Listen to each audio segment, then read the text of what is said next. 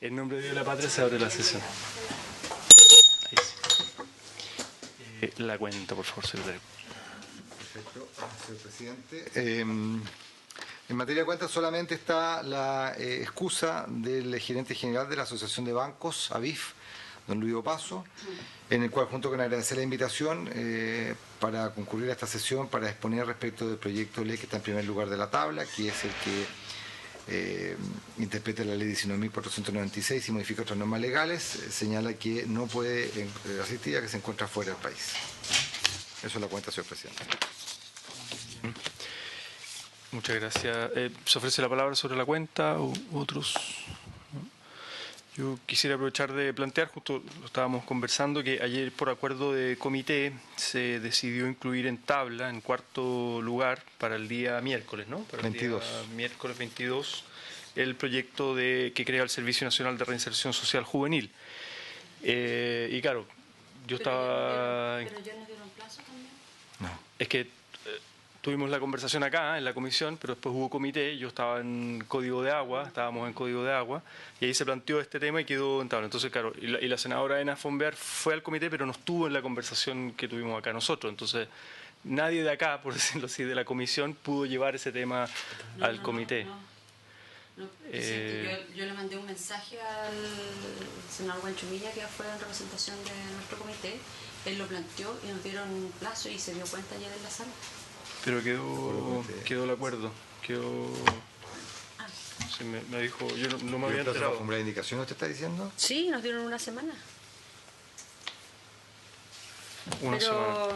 Pero quedó para desacuerdos adoptados, incluir en tabla el próximo miércoles 22 el proyecto. Eso quiere decir que se tiene que dar cuenta el martes 21, ¿no? Claro, para que se pueda... para que quede en estado de tabla. En estado de tabla. Sí. Sí, o lo otro es, se le puede haber pasado, no sé, o él entendió que era el plazo de una semana, entonces el punto es que yo podría plantearlo hoy en la tarde, que nos den una semana más en el fondo, no es que esté pidiendo eternamente, sino que nos den una semana más para poder tener audiencias, como habíamos dicho, podemos convocar el día lunes, audiencias, formular indicaciones y luego tramitarlo, digamos. Fuera de sesión, si puedes suspender un momentito. Es que respecto, ¿cuál es la probabilidad de que la última semana tengamos sesión? Me parece que es altamente probable. Yo no fui, no sé si eso fue ayer, sería tema en la reunión de comité.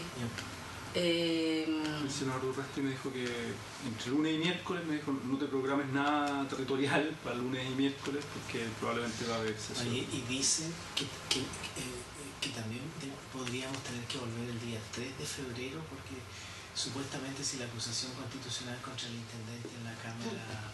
Pero nosotros habíamos visto los plazos por la acusación y terminaba como justo a fines de enero. Allá en la Cámara. No, acá. Acá era como el día viernes y sábado, una cosa así. Ayer en los grupos WhatsApp de los senadores de Chile Vamos se decía que si prosperaba sería el 3 de febrero.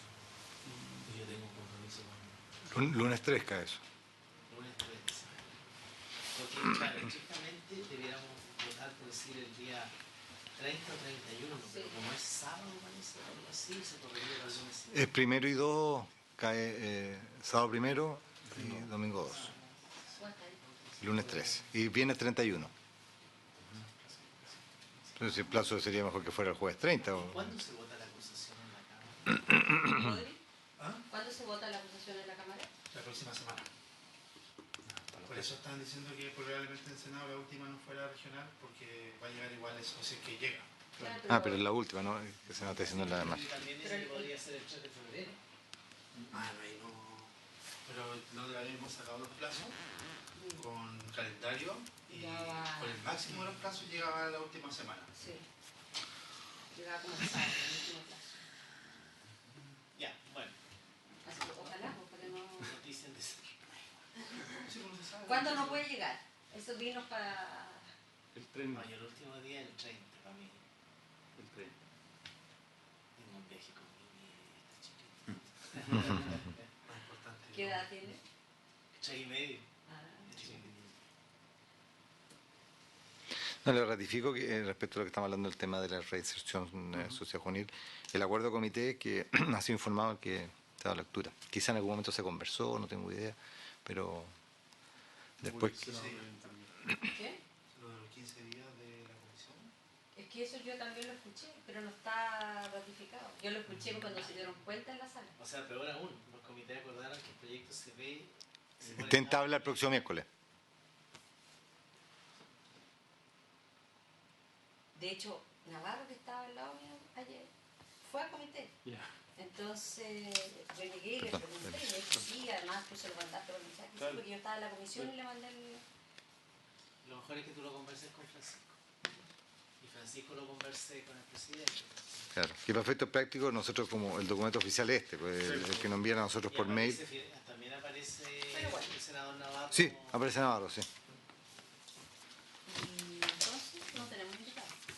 Para el primer punto no tenemos. Ah, ¿para el primer punto no tenemos? No, para el segundo sí. ¿Y cuál estamos? Estamos en el primero, el del proyecto interpretativo respecto al tema del CAE. Estamos Convocados para votar. Ah, ¿y no había un último? No, muchas gracias. Ah, no podía venir. No podía venir y el otro tampoco, el investigador tampoco. Una votación en general. Ya. Puede quedar para la discusión en particular. De Constitución y Hacienda. Bien. ¿Mm? ¿Y del Ejecutivo? ¿Está el Ejecutivo afuera? ¿O... No hay nadie. Es que, Bueno. para, el primer punto no hay invitado. No. No hay invitado. Lo que pasa es que el invitado que nosotros que habíamos quedado el último era la gente de la Asociación de Bancos e Instituciones Financieras, que fue invitado en 2 oportunidades, Claro. y en ambas oportunidades se han excusado porque el gerente general se encuentra fuera del país. O sea, el presidente de la asociación se encuentra fuera del país, que es el señor Mena. Bien, entonces pongámoslo en votación en general, en el fondo. Perfecto. primer punto. Entonces, el señor presidente,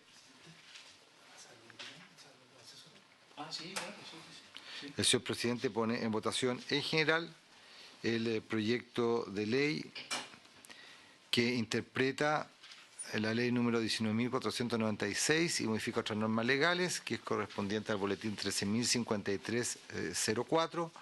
Este proyecto no sustantivo lo que hace es hacer una contraexcepción en cuanto a la aplicación de la ley del consumidor a los contratos referentes a los créditos universitarios, tanto el contrato que se encuentra regido o que se denomina del crédito con aval del Estado, como también los créditos solidarios que antecedieron a la existencia de ese sistema crediticio para la educación superior.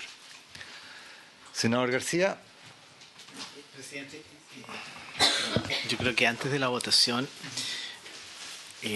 yo he estado revisando este proyecto y he llegado a la conclusión que la mayoría de sus normas son de iniciativa exclusiva del Ejecutivo. Son normas claramente que afectan la administración financiera del Estado y por lo tanto normas de iniciativa exclusiva. Creo además que el proyecto estrictamente no es un proyecto interpretativo como se señala, sino que modifica normas que son sustantivas, normas que son... no es que uno diga, mire, lo voy a interpretar así, lo voy a interpretar de esta otra manera, sino que en realidad está estableciendo modalidades distintas. Por ejemplo, hoy día la norma dice de que el fisco no puede otorgar estos créditos directamente.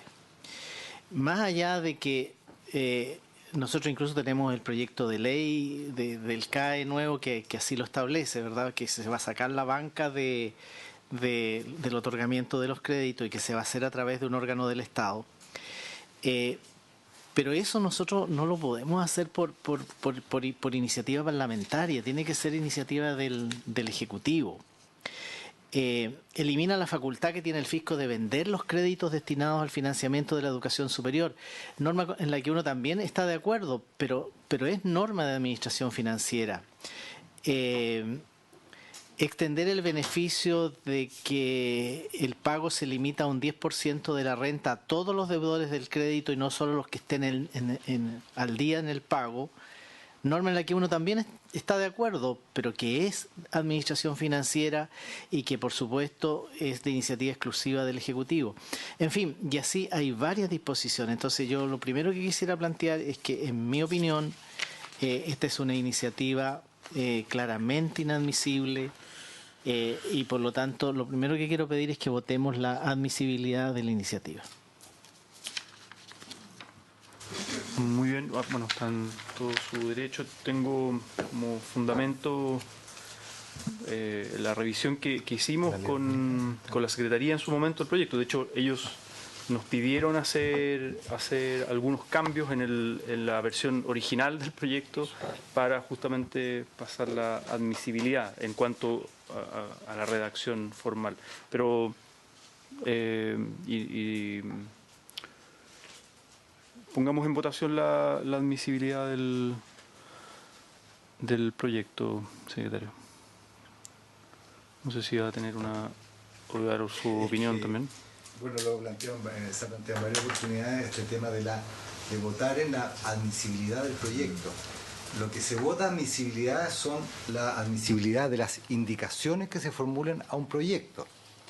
La Ley Orgánica Constitucional incorporó la facultad que tiene el presidente en el segundo trámite constitucional, el presidente de la Sala, para revisar la admisibilidad del proyecto en casos bien específicos de iniciativa legislativa o de origen del proyecto de ley en determinada Cámara. Es decir, por ejemplo, que llegara un proyecto que tendría que haber sido iniciado en esta Cámara y se inició en la Cámara de Diputados, ahí se puede revisar la admisibilidad.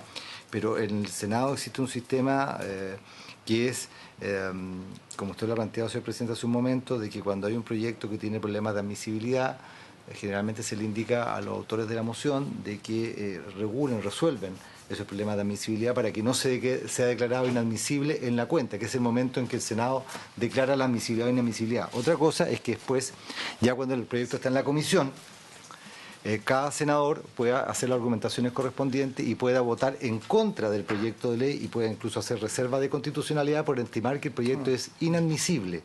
Pero las declaraciones de admisibilidad están enfocadas a cuestiones de orden formal, como usted lo ha planteado, un tema de iniciativa, pero refería a las indicaciones que se presenten a un proyecto de ley.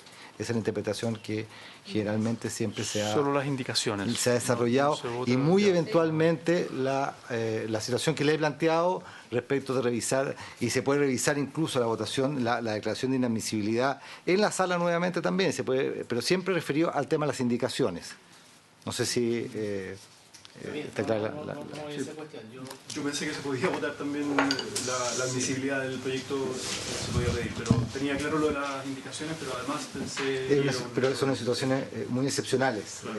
Que es precisamente, e incluso ahí la Ley Orgánica incorporó la posibilidad de una formación de una comisión mixta, cuando la Cámara aprueba un proyecto y el Senado luego lo declara inadmisible, que se apruebe una comisión mixta para que resuelva el tema de la admisibilidad del proyecto, pero en ese evento.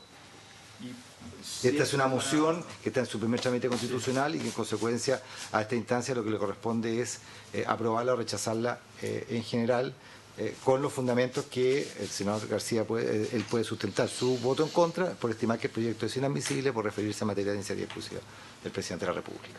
No sé si se estila o no, pero podríamos solicitarle a... De hecho, hicimos cuando fuimos a presentar el proyecto, nos hicieron, o nosotros mismos le pedimos que nos revisara aspectos formales de admisibilidad y nos hicieron sugerencias de cambios. Hicimos esos cambios y luego lo presentamos en la Secretaría con... ¿cómo se llama? Con Julián Saboni. Por eso, pero igual el senador tiene su legítimo derecho a plantear esa duda. Obviamente. Entonces le pediría al presidente que iniciáramos la votación. Muy bien, era poder resolver el punto que planteó el senador García. Entonces, el señor presidente pone en votación en general. Está este proyecto solamente en votación en general del proyecto de ley en discusión. Senador García. Presidente, yo por las razones que he señalado, porque considero que son en su gran mayoría materias propias de la iniciativa exclusiva del Ejecutivo, hago reserva de constitucionalidad y voto en contra. Además, yo quiero recordar que esta es una materia que en la ley de presupuesto nosotros incluimos una norma de ley, no en el protocolo, sino que una norma que obliga a un plazo, a que en un plazo de 6 meses una comisión ad hoc tenga que emitirnos un informe y haga una propuesta de solución para los deudores del crédito con aval del Estado y también del crédito universitario.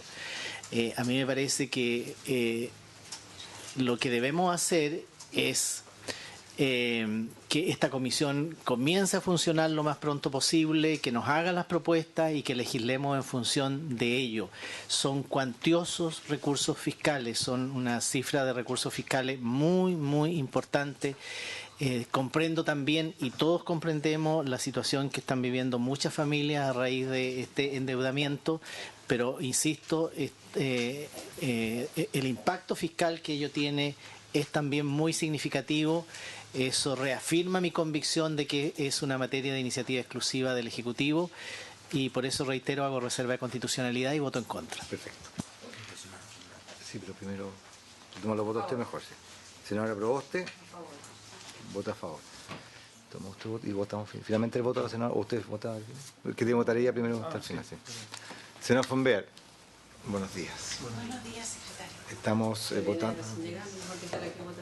Sí, yo no tengo problema. Votación en general del proyecto de ley. Pero síganos, yo me... Usted vota al final. ¿Puede votar al final? Si se autoriza la comisión, no hay problema. Senador Latorre. Bueno, esta es una iniciativa que presentamos varios senadores, senadoras de no solo la comisión, también el senador Chaguán, y entre todos hicimos aportes, también viendo aspectos de admisibilidad, en el fondo, y como decía hace un momento, lo revisamos con la Secretaría de la Mesa, donde nos hicieron ver que habían algunos aspectos de redacción para poder cumplir la admisibilidad. Entonces, desde ese punto de vista, me deja tranquila la propuesta. Pero además, yendo al fondo, creo que justamente desde las iniciativas parlamentarias que tenemos, podemos dar señales que contribuyan, si bien no a solucionar el problema de fondo, el problema de raíz y lo que sería un nuevo sistema de financiamiento de la educación superior, solidario, que sea complementario con la gratuidad, etcétera, que eso obviamente es de iniciativa exclusiva del Ejecutivo y está pendiente esa discusión. Creemos que podemos ir avanzando en alivianar la mochila de la carga de la deuda educativa, las distintas deudas por estudiar en educación superior, con algunas situaciones que nos han parecido del todo abusivas, tal cual lo demostró la comisión investigadora de la Cámara de Diputados sobre el CAE, pero además está el Fondo Solidario, está Corfo. Y creemos que es un proyecto, insisto, parcial, que no va al tema de fondo, que no soluciona estructuralmente el tema, pero avanza en una dirección, en mi opinión, correcta. Por lo tanto, voto a favor de la idea general de legislar, para luego también entrar en la discusión en particular. Perfecto. Senadora Fonbear. Voto en contra y me sumo a la reserva realizada por el senador García. Perfecto. Terminada la votación, el resultado es 2 votos a favor, 2 en contra. Corresponde repetir la votación.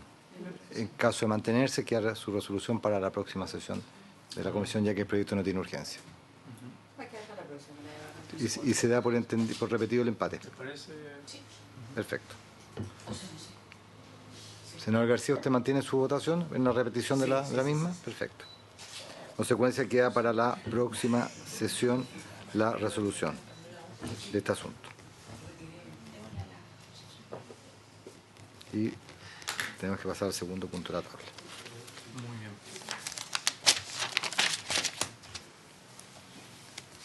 ¿Voy? Sí. Bueno, el segundo punto de la tabla es el proyecto de ley que tiene por objeto, está en primer trámite constitucional, que tiene señalada por objeto modificar la Ley General de Educación, en relación con la inclusión escolar de niños, niñas y adolescentes que tienen necesidades educativas especiales en los establecimientos educacionales particulares. Este proyecto de ley es un proyecto de ley que se inició en una moción de los senadores señora Goich y señores García, Lagos, Latorre y Quintana. En lo sustantivo, el proyecto lo que hace es, a través de un artículo único, introducir dos modificaciones a la Ley General de Educación. En primer lugar, incorpora en el artículo 11 un inciso con el objeto de establecer que los proyectos educativos de los establecimientos educacionales particulares pagados deberán contemplar programas de integración escolar que incorporen las adecuaciones curriculares pertinentes, y luego incorpora en el artículo 23 también de la Ley General de Educación un inciso que establece que los establecimientos educacionales particulares pagados no podrán cobrar una matrícula y un arancel diferenciado a estudiantes por causa de necesidades educativas especiales que requieran de una atención especial. Este es el proyecto de ley que inicia su tramitación el día de hoy en la comisión y que fue ingresado a esta instancia el día 15 de octubre del año 2019. Eso, señor presidente. Muy bien. Y ahí, en este proyecto sí tenemos invitados. De la Fundación Contrabajo, la directora ejecutiva María José López. Es la señora que está afuera. Está acá. Ajá. Y de la Fundación Mis Talentos, la directora señora Isabel Zúñiga. No sé si... Ahí están ellas. Ahí están ellas. Ah, muy bien. Pero pueden pasar mientras tanto. Buenos días. Buenos días. Muy buenos días. ¿Del Ejecutivo no venía nadie? No. Muy bien. ¿Traen presentaciones? Sí, están... Ah.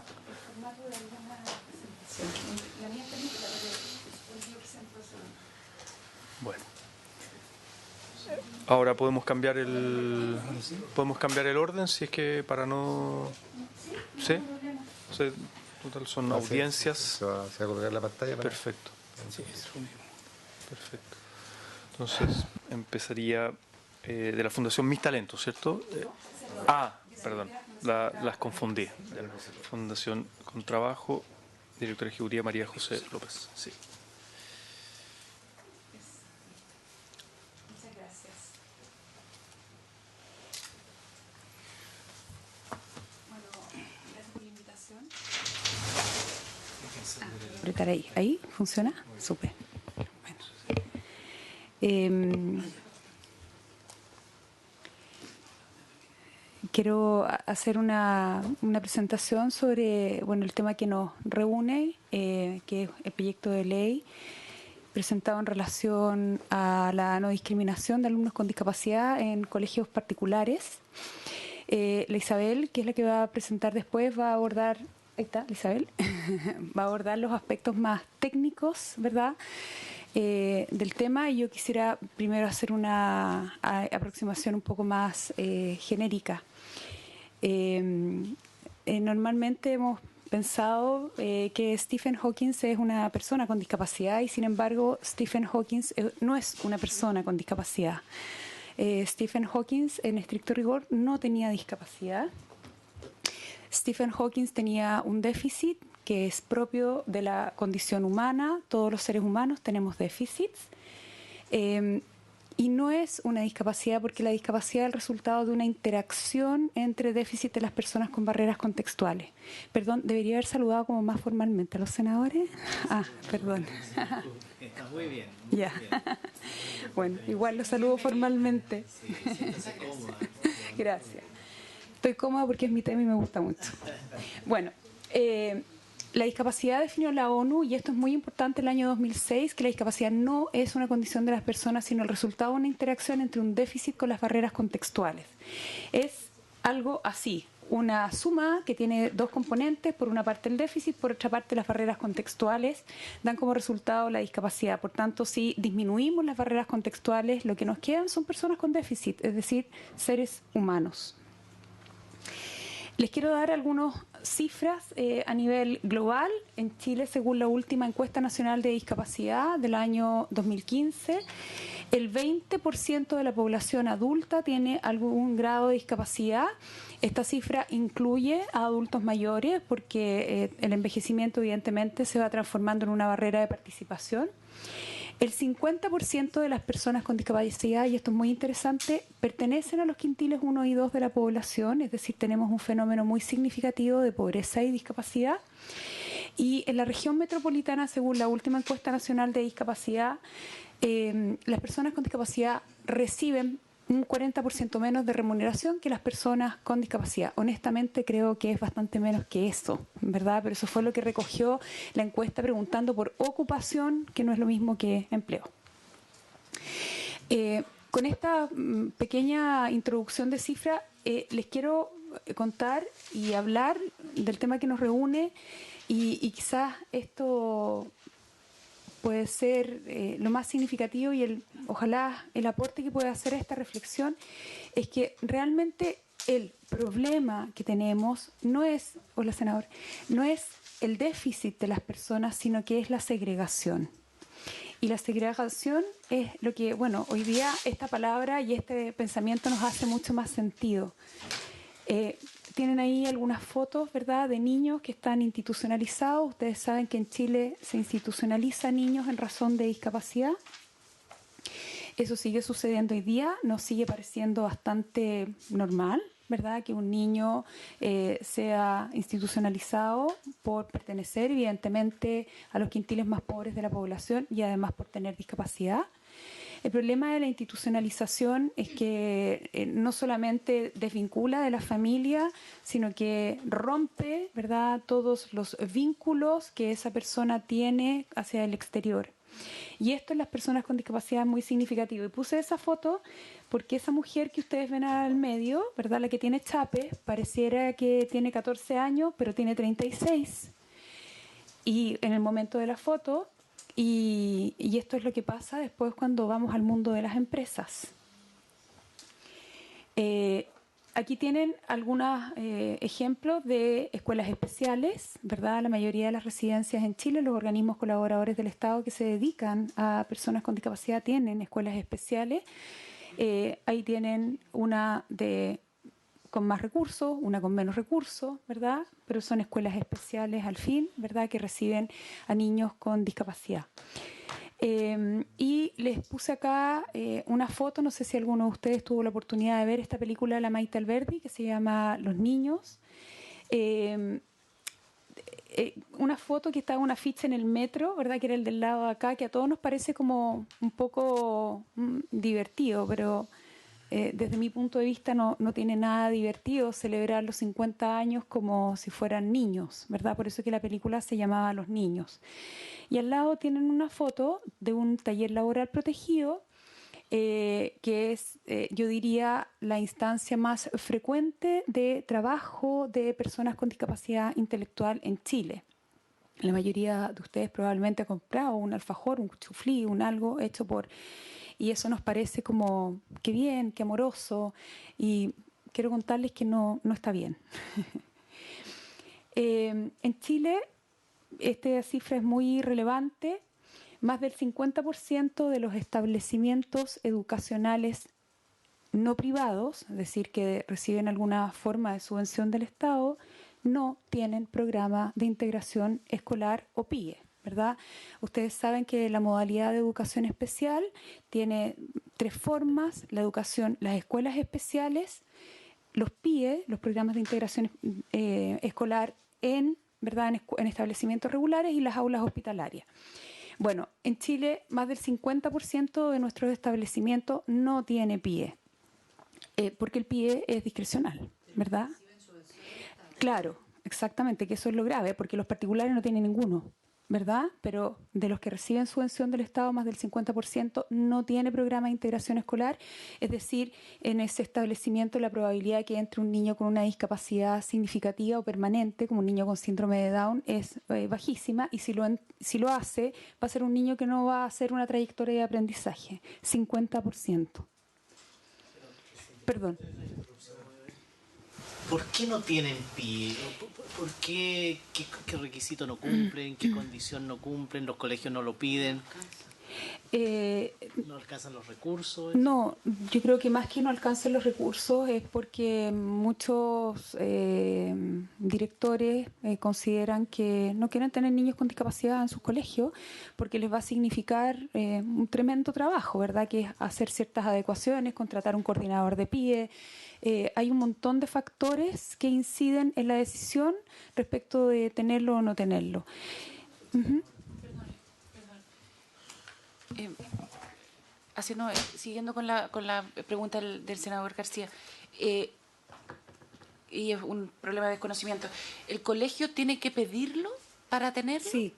O sea, el director o el sostenedor claro, tiene que pedirlo para tenerlo. Sí, exactamente. Y tienen que cumplirse ciertos requisitos, como contratar un coordinador. De acuerdo, exactamente. Pero ¿y se gasta toda la plata? Ese es otro, mira, no quise meterme ahora en ese problema porque es tremendo, pero tenemos unas pérdidas de recursos en el PIE impresionantes. El año, creo que el 2015, el CIPER hizo una investigación y habían 18.000 millones de pesos que nadie supo dónde llegaron, dónde están, qué se hizo con ellos. En muchos casos las platas van a la misma cuenta, a la cuenta del municipio, por ejemplo, y no sabemos realmente en qué termina. Cuando uno conoce las realidades de los PIEs desde dentro, tú vas a ver, como en todas las cosas, hay gente que lo hace bien, obvio, pero la gran mayoría de realidad de los PIE es dramática. Te voy a poner un ejemplo. Los niños que entran al PIE, no hay una transición de la información. Entonces, un año el niño es diagnosticado, por ejemplo, con trastorno, con disfasia. Y al año siguiente, ese niño tiene un diagnóstico distinto porque vino otro profesional a hacer el diagnóstico para poder obtener la subvención del PIE. Además, en el mismo establecimiento, recibe un niño apoyo, por ejemplo, fonoaudiológico, que ha coordinado el coordinador. Esto depende muchísimo de la calidad del coordinador. Un niño recibe del establecimiento. Un niño recibe, por ejemplo, apoyo de un fono, ¿verdad? Pero el otro niño recibe apoyo de otro fono. Entonces el colegio, el establecimiento, tiene que lidiar con una multiplicidad enorme de distintos, no importa,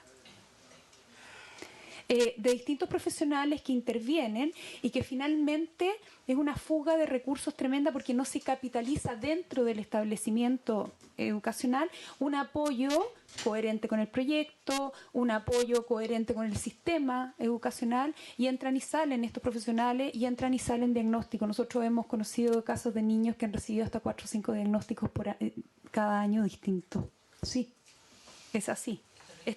Es tremendo, porque además los PIEs, ¿verdad?, están en el sistema público de educación. Evidentemente los profesionales a los que se derivan son muchas veces del sistema público. Los recursos no son limitados, sin embargo ya vamos a ver la subvención del PIE. La subvención del PIE es altísima, con eso podríamos hacer maravillas con una buena gestión. Bueno, 50%. Por otra parte, esto es súper interesante. Nosotros tenemos más o menos casi un 15% de escuelas especiales en Chile. De los 11.000 establecimientos, tenemos más o menos 2.000, ¿verdad?, que son escuelas especiales. Es una alta proporción para... Perdón, estoy muy cerca del micrófono, gracias. Es una alta proporción para nuestra demografía el tener 2.027 escuelas especiales. Y aquí viene algo, si ya se asombró con la noticia del PIE, esto les va a asombrar aún más. De las 2.027 escuelas especiales que tenemos en Chile, 1.546 son escuelas especiales de lenguaje. ¿Qué son las escuelas especiales de lenguaje? Las escuelas especiales de lenguaje son aquellas escuelas que educan a niños, ¿verdad? Educan, voy a usar comillas. Educan a niños que tienen trastornos específicos del lenguaje. Tienen un gran incentivo por la subvención, un grandísimo incentivo. Y una vez que se estableció esta modalidad de la subvención y de las escuelas especiales de lenguaje, han proliferado de una manera que ustedes realmente no se pueden imaginar. No sé si han tenido la oportunidad de estar en una escuela de lenguaje, pero es para llorar a grito.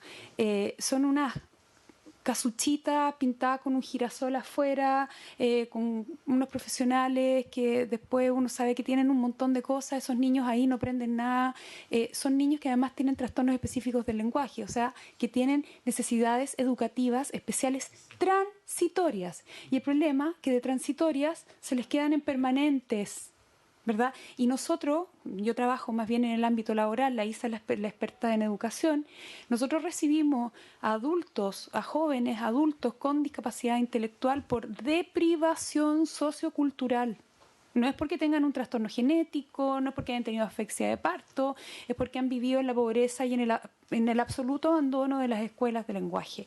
Con esto no quiero decir que sean todas perversas, como todas las cosas, pero es como decir, mire, una central de carbón, sí, trabaja gente buena en la central de carbón, pero nos están matando, ¿verdad? Esto es lo que está pasando con las escuelas especiales, nos están matando.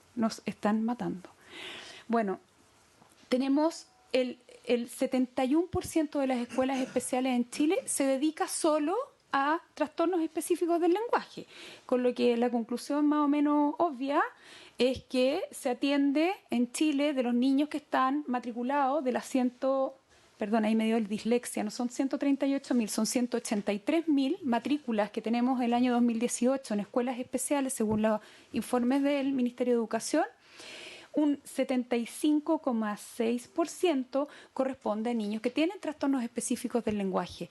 Es decir, que son niños que en educación regular, con un mínimo de apoyo, son niños que se podrían integrar rápidamente al sistema regular de educación.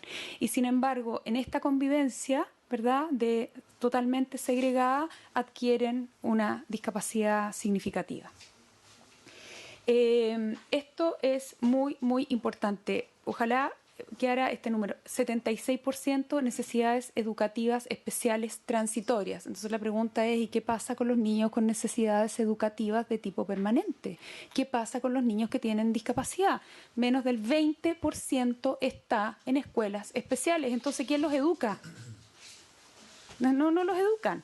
Por eso que en Chile tenemos un montón de casas de acogida que no sé si han tenido la oportunidad de visitar, alguno conocerá a La Popa en Cerro Navia o a Misión Batuco. Estamos llenos de casas de acogida que son respuestas que las mismas mamás buscan y se agrupan entre ellas para decir qué hacemos con nuestro hijo que tiene síndrome de Down, que tiene una discapacidad intelectual importante, que no lo recibieron en la escuela de lenguaje porque solo recibe a niños con trastornos específicos del lenguaje y que tampoco puede ir al establecimiento regular. La reforma educacional, y esto fue un problema de último minuto, el artículo 7º septies de la reforma educacional permite a las escuelas especiales seleccionar. Es como la antítesis de todo el espíritu que tenía, ¿verdad?, la modificación y la reforma que se hizo a nivel educacional.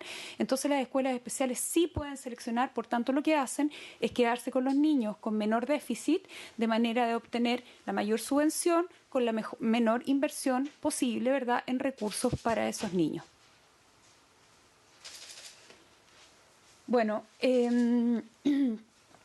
para que tengan una idea de esto, de las 2.027 escuelas especiales, 1.476 son solo para trastornos específicos del lenguaje y de las 571 restantes se dividen en otros déficits. Y solo para ponerles un ejemplo, les puse ahí, para personas sordas tenemos 6 escuelas y para personas ciegas tenemos 10 escuelas. Es decir, ni siquiera alcanzamos a una escuela por región para personas sordas y ciegas. O sea, la situación es dramática, es dramática.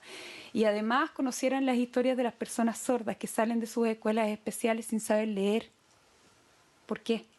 Lo que la hizo, veníamos conversando, una persona sorda que le habían diagnosticado de déficit intelectual, pero era sorda. Bueno, ahí tienen más o menos el gráfico de cómo sucede esto. O sea, que no puede ser que en Chile no tengamos ni siquiera una escuela por región para una persona ciega o sorda. Bueno, esto lo voy a pasar porque ya se los pasé en gráfico. Me perdonan la imprecisión aquí de los textos, pero fue un poco rápida esta invitación, entonces no alcancé a arreglarlo.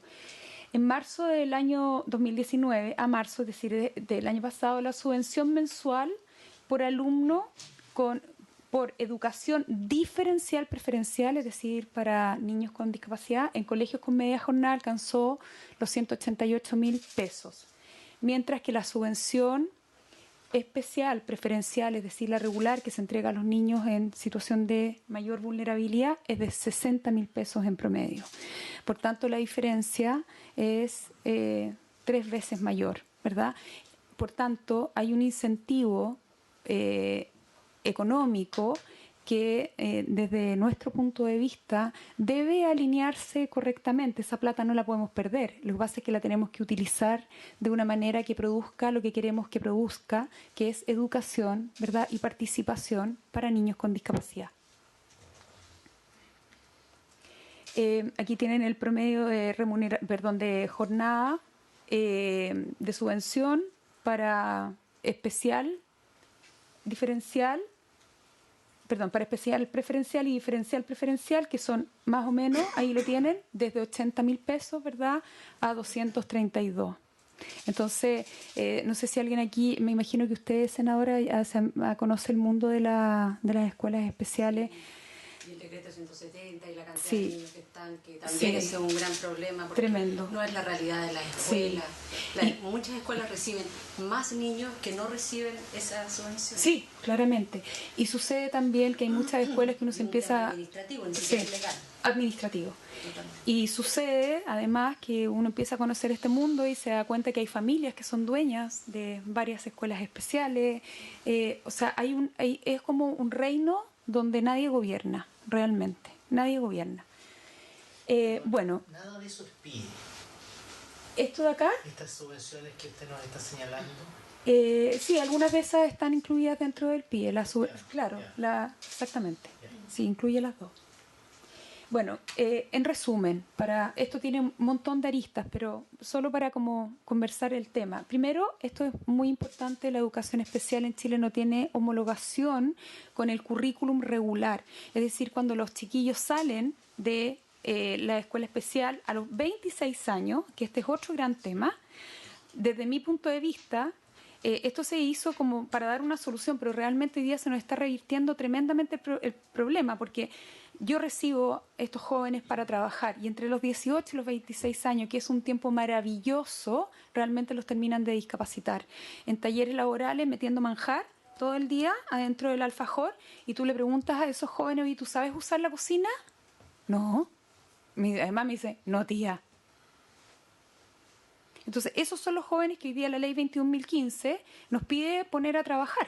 Y la brecha que hay entre la formación de la educación especial y la realidad de las empresas es un abismo casi insalvable, casi insalvable. Después les voy a hablar de eso. Bueno, no tenemos homologación, esto tenemos un tremendo problema con el estatuto administrativo, ¿verdad?, para que personas con discapacidad intelectual trabajen en el Estado, porque exige cuarto medio rendido. Tremendo. Por tanto, necesitamos una adecuación normativa importante ahí. Por otra parte, no es fiscalizada, y esta es la realidad. Nadie fiscaliza la educación especial. No es fiscalizada y tiene una pérdida de recursos muy significativa. Sería súper interesante poder pedirle a la Contraloría que informara de los recursos que se han gastado en educación. ¿Sí? A la superintendencia. Por otra parte, y esto es muy importante, que es duro decirlo, pero no quiero disfrazar las cosas, ¿verdad? La educación especial, en su gran mayoría, salvo honrosas excepciones, yo conozco escuelas especiales que hacen un gran trabajo, sobre todo con aquellos niños que tienen déficits muy significativos y que no pueden participar de la educación regular, pero en su gran mayoría la educación especial discapacita. Por lo que les expliqué del déficit en relación al contexto. Son contextos que los segregan de la participación en la comunidad, pierden la habituación de relación con personas sin discapacidad, no distinguen a un senador de un no sé qué, entonces dicen tío a todo el mundo. Y eso en el mundo laboral tiene efectos muy significativos, porque tú no puedes ir a decirle tío a tu jefe y abrazarlo, ¿verdad? Por otra parte, y esto es muy importante, no cualifica mediante competencias laborales para luego poder participar del mundo laboral. Si las escuelas especiales, por último, hoy día nosotros dijéramos, ¿sabes qué? Estos jóvenes salen de las escuelas especiales y realmente con competencias, saben usar Office, pueden usar el computador, saben usar el transporte público, pueden ir a la feria, tienen manejo de dinero. Nada de eso sucede. Nada. Hoy día lo está dejando fuera de Exactamente. ¿Y sabes por qué lo está haciendo? Porque las capacitaciones que hasta ahora se han dado en el CENSE para personas con discapacidad son un desastre. De hecho, el programa Más Capaz, ¿verdad?, fue un programa que no resultó bien. Y eso es porque necesitamos realmente sentarnos con un grupo de expertos que sepan de este tema y pensar todo este sistema. Lo que pasa es que en el CENSE muchas de las personas van a las capacitaciones porque les ofrecen bono de movilización o porque les ofrecen una colación y los capacitan en gondolero, por ejemplo, para el supermercado, pero una persona con discapacidad intelectual llega a un supermercado donde la góndola es de distinto porte y no sabe hacer esa transferencia porque tiene discapacidad intelectual. Les voy a contar después algo respecto a este tema, pero sí funcionan otras cosas y funcionan muy bien. Así es, sí, así es. Ahora hay que reformular eso porque tampoco se pueden quedar sin nada, ¿verdad? El problema no son las personas, el problema es que lo que se estaba ofertando en capacitación era malo. O sea, hay que responder rápido a esta necesidad. Tiene altos costos en salud, esto no lo hemos medido como país, en esto los gringos son profesionales, pero tiene altísimos costos en salud para las familias y para el Estado. O sea, una persona con discapacidad intelectual que no trabaja desarrolla patologías de salud mental. La discapacidad intelectual no viene con patologías de salud mental, sin embargo los vemos y están deprimidos, tienen obesidad, son más mórbiles porque están encerrados en su casa viendo todos los días el matinal y además se encierra con ellos su mamá. Y tenemos ahí 2 personas, ¿verdad?, que ya no pueden aportar al desarrollo económico de este país y al desarrollo social de este país. Esto es un informe que dice la Red Regional por una Educación Inclusiva, la que está en muchos países, y dice las consecuencias de la educación segregada, que la educación segregada tiene sobre las personas y sobre sus familias y proyectos de vida son irreversibles. Tenemos que apurar el tranco. No podemos seguir esperando que más generaciones de jóvenes tengan consecuencias de vida irreversibles porque nuestro sistema no da respuesta. Y no es un problema de recursos, no es un problema de recursos. Es un problema de visión, es un problema de estrategia y es un problema de voluntad política, de que queramos hacerlo. Les puse esto, que era la foto de los niños de nuevo, porque miren, en esta película es brutal porque ellos tienen como 45, 50 años, bueno, están celebrando, pero andan en furgón escolar. Entonces, y el problema de esto es que estas personas son las que deben ser incluidas por la ley 21.015. La mayoría de las empresas reclaman que hacen ofertas laborales y no reciben postulaciones. ¿Por qué? Porque las personas con discapacidad física o con discapacidades menos significativas que tienen cojea o que andan con muletas, que esas personas están trabajando hace mucho tiempo. Las personas que están marginadas del mercado laboral son justamente aquellas personas que vienen de instancias segregadas. Y esta es una población muy significativa, las personas que en Chile llamamos con discapacidad mental, es decir, con déficit de origen psíquico o intelectual. Están marginadas y estas son las personas que la ley intenta traer acá. Pero cerrar esta brecha es tremendo, es tremendo. ¿Y por qué? Porque tenemos una educación que no produce cualificación. Y esta es una realidad, algunas fundaciones lo tratan de disfrazar, es indisfrazable, tenemos menos cualificación. Pero esto es lo importante, no tenemos menos cualificación porque las personas no puedan, tenemos menos cualificación porque las personas han sido segregadas. Y esto es lo que hay que atacar y la raíz de todos nuestros problemas hoy día. Hoy día esta información no está 100% actualizada, la última información de la Dirección del Trabajo, tenemos 19.000 personas que están registradas por la ley 21.015 de inclusión laboral. De esas 19.000 personas, 10.000 ya estaban trabajando antes de la entrada en vigencia de la ley, pero las empresas los han certificado y los han registrado como persona con discapacidad. Es decir, realmente la ley ha incorporado 9.000 personas. Y ustedes, les comenté al comienzo que tenemos 2.600.000 personas, de las cuales 1,5 millones está en edad laboral, tiene discapacidad. Y la ley ha incluido 19.000. O sea, tenemos un gap de casi 1,5 millones de personas que todavía no han entrado al mundo laboral. ¿Por qué? Porque no tenemos cualificación y porque las empresas en Chile están cada vez más profesionales, los puestos son cada vez más específicos y no tenemos cualificación. Y mientras no solucionemos el problema de educación en serio y abordemos este problema en serio, no vamos a poder avanzar tampoco en este otro gran tema de la educación, del trabajo.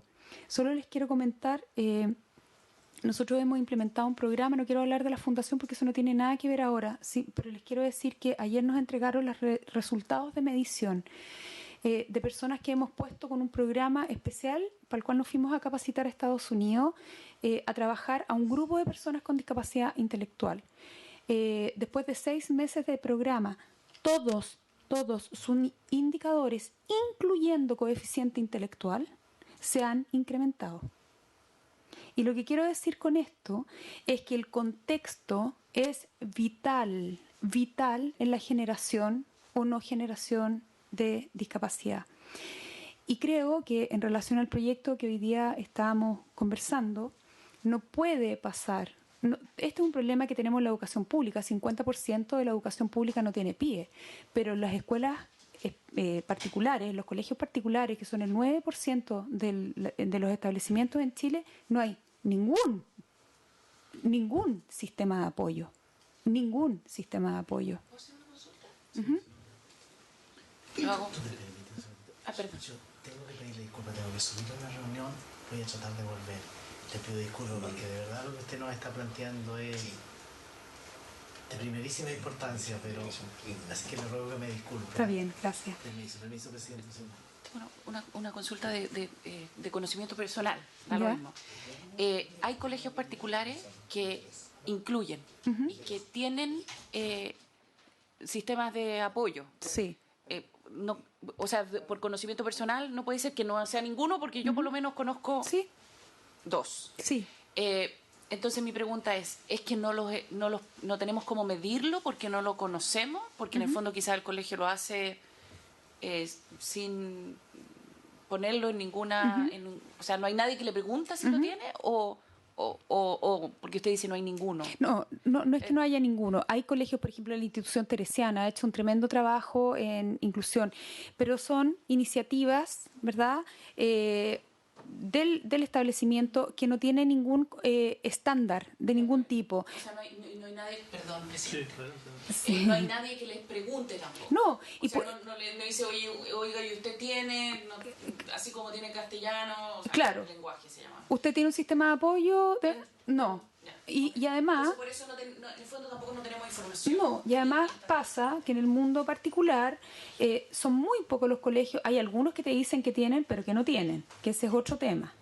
Y hay muchos colegios, la gran mayoría de los colegios te dicen no tiene, entonces por tanto no reciben a los niños en razón de discapacidad. Y ahí reina, en el fondo, no sé qué reina realmente, nadie reina, el propio colegio. Más bien de afecto, a lo mejor son hermanos de que Y en muchos... una mamá, un papá que trabaja. Claro, y en muchos casos ni siquiera. Y lo que pasa, además con eso, que cuando te reciben a un hermano, ¿verdad? O porque eres de la familia, porque no sé qué, pero el colegio no tiene la provisión de apoyo, finalmente hay una vulneración del derecho a la educación exactamente igual que si no te... Exactamente, o sea, el derecho a la educación no es de acceso, el derecho a la educación es de acceso, es de permanencia, es de egreso.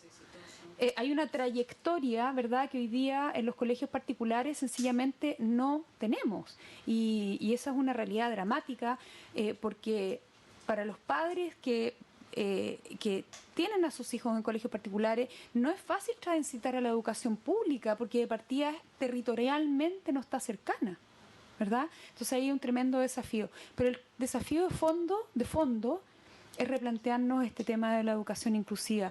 Los países en el mundo entero han replanteado la educación especial en todas partes. La educación especial no puede seguir funcionando en Chile como está funcionando. Es una cuestión retrógrada que nos está matando. En Chile tenemos en 1 de cada 5 hogares hay un miembro con discapacidad. Es un tema demasiado relevante. Y bueno, lo último que les quería decir es dejarles esta foto que me encanta. Porque yo creo que la invitación que quisiera hacerles de verdad con todo el corazón, si ustedes no nos ayudan, estamos perdidos. No hay dónde más pedir ayuda. Llevamos años en esto, años en esto. Necesitamos mirar a estas personas, verlos. Ni siquiera sabemos cuántos son. La encuesta nacional de discapacidad no nos dijo cuántas personas con discapacidad intelectual hay en Chile. No tenemos un número, no tenemos cómo focalizar las políticas públicas. Necesitamos verlos, sus historias son dolorosas. Así que gracias. Antes de, justamente le iba a preguntar por el dato, ¿qué estimación hay de cifras nacionales? Alrededor de 400.000 personas, es una estimación bien sacada, mira, entre los... en la encuesta nacional de discapacidad, lamentablemente, no nos coincide con la CACEN, tampoco. Es muy difícil realmente llegar a una data, la data es muy débil, eso es algo de lo primero que en una política nacional de inclusión, que sería maravilloso y no sería tan difícil de hacer, lo primero que tendríamos que mejorar es la data, porque tenemos una data muy, muy insuficiente y no nos permite tomar decisiones basadas en evidencia. Eso. Sí, senador. Tengo una consulta, quizás un poquitito más de atrás, y esto lo hemos conversado muchas veces, pero nunca en profundidad, y quizás tenemos ahora la oportunidad a través de este proyecto de ley que es súper específico, de entrar un poquitito en el tema más grande.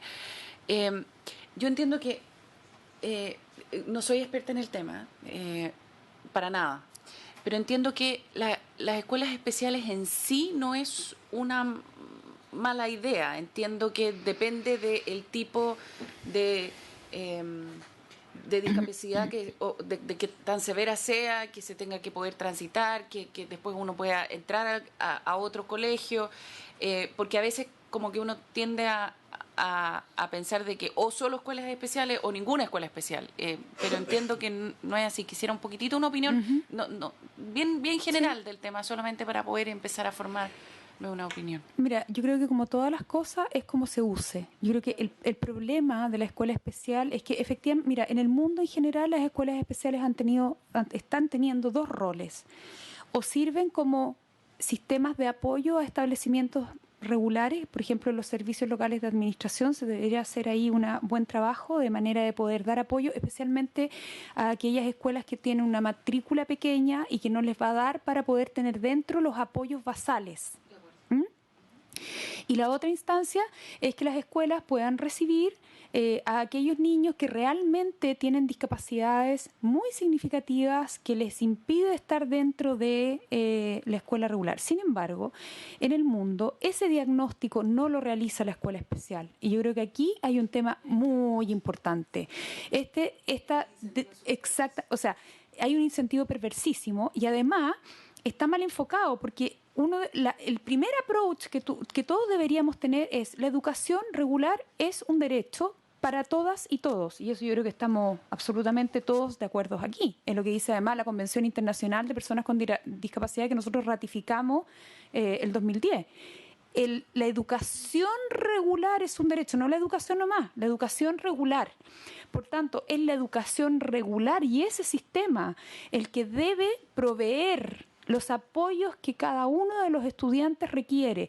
Y quizás una provisión de apoyo sea, por ejemplo, un aula dentro de la sala de clase. Hay muchas modalidades, pero lo que no puede pasar, o la derivación a un centro especializado, ¿verdad?, que está en contacto y trabaja colaborativamente con el centro regular. Pero lo que no nos puede pasar hoy día es que el diagnóstico está en la mano de la educación especial, la solicitud de la subvención está en la mano de la educación especial y sin ningún control, salvo que un papá X pataletea a la superintendencia. Entonces, eso no puede ser. Yo creo que esa es la visión de como de fondo, mi opinión. Gracias. Muy bien, muchas gracias por la presentación completa y comprometida también, ¿no?, de María José López, directora ejecutiva de la Fundación Contrabajo. Ahora le ofrecemos la palabra a la directora de la Fundación Mis Talentos, Isabel Zúñiga. Buenos días, muchas gracias por la invitación. Personalmente me siento muy feliz de poder venir a hablar de estos temas al Senado, porque es una oportunidad grande de poder mejorar las cosas para toda esta población. La responsabilidad que tienen al votar esto de verdad es importante y de verdad le puede cambiar la vida a muchas personas. Quiero partir diciendo eso. Antes de empezar con mi presentación, quiero recomendar una investigación de Ricardo Rosa. Se llama Dime a qué colegio, algo así como Dime a qué colegio fuiste y te diré qué CI tienes, ¿ya? Que es una muy buena aproximación de cómo se distribuye la discapacidad intelectual en el país. A propósito de cuántos son.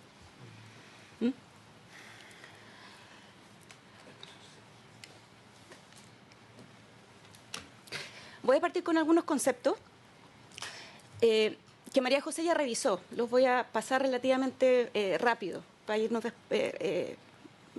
con más agilidad al fondo del proyecto. Pero ahí tengo una definición de exclusión social.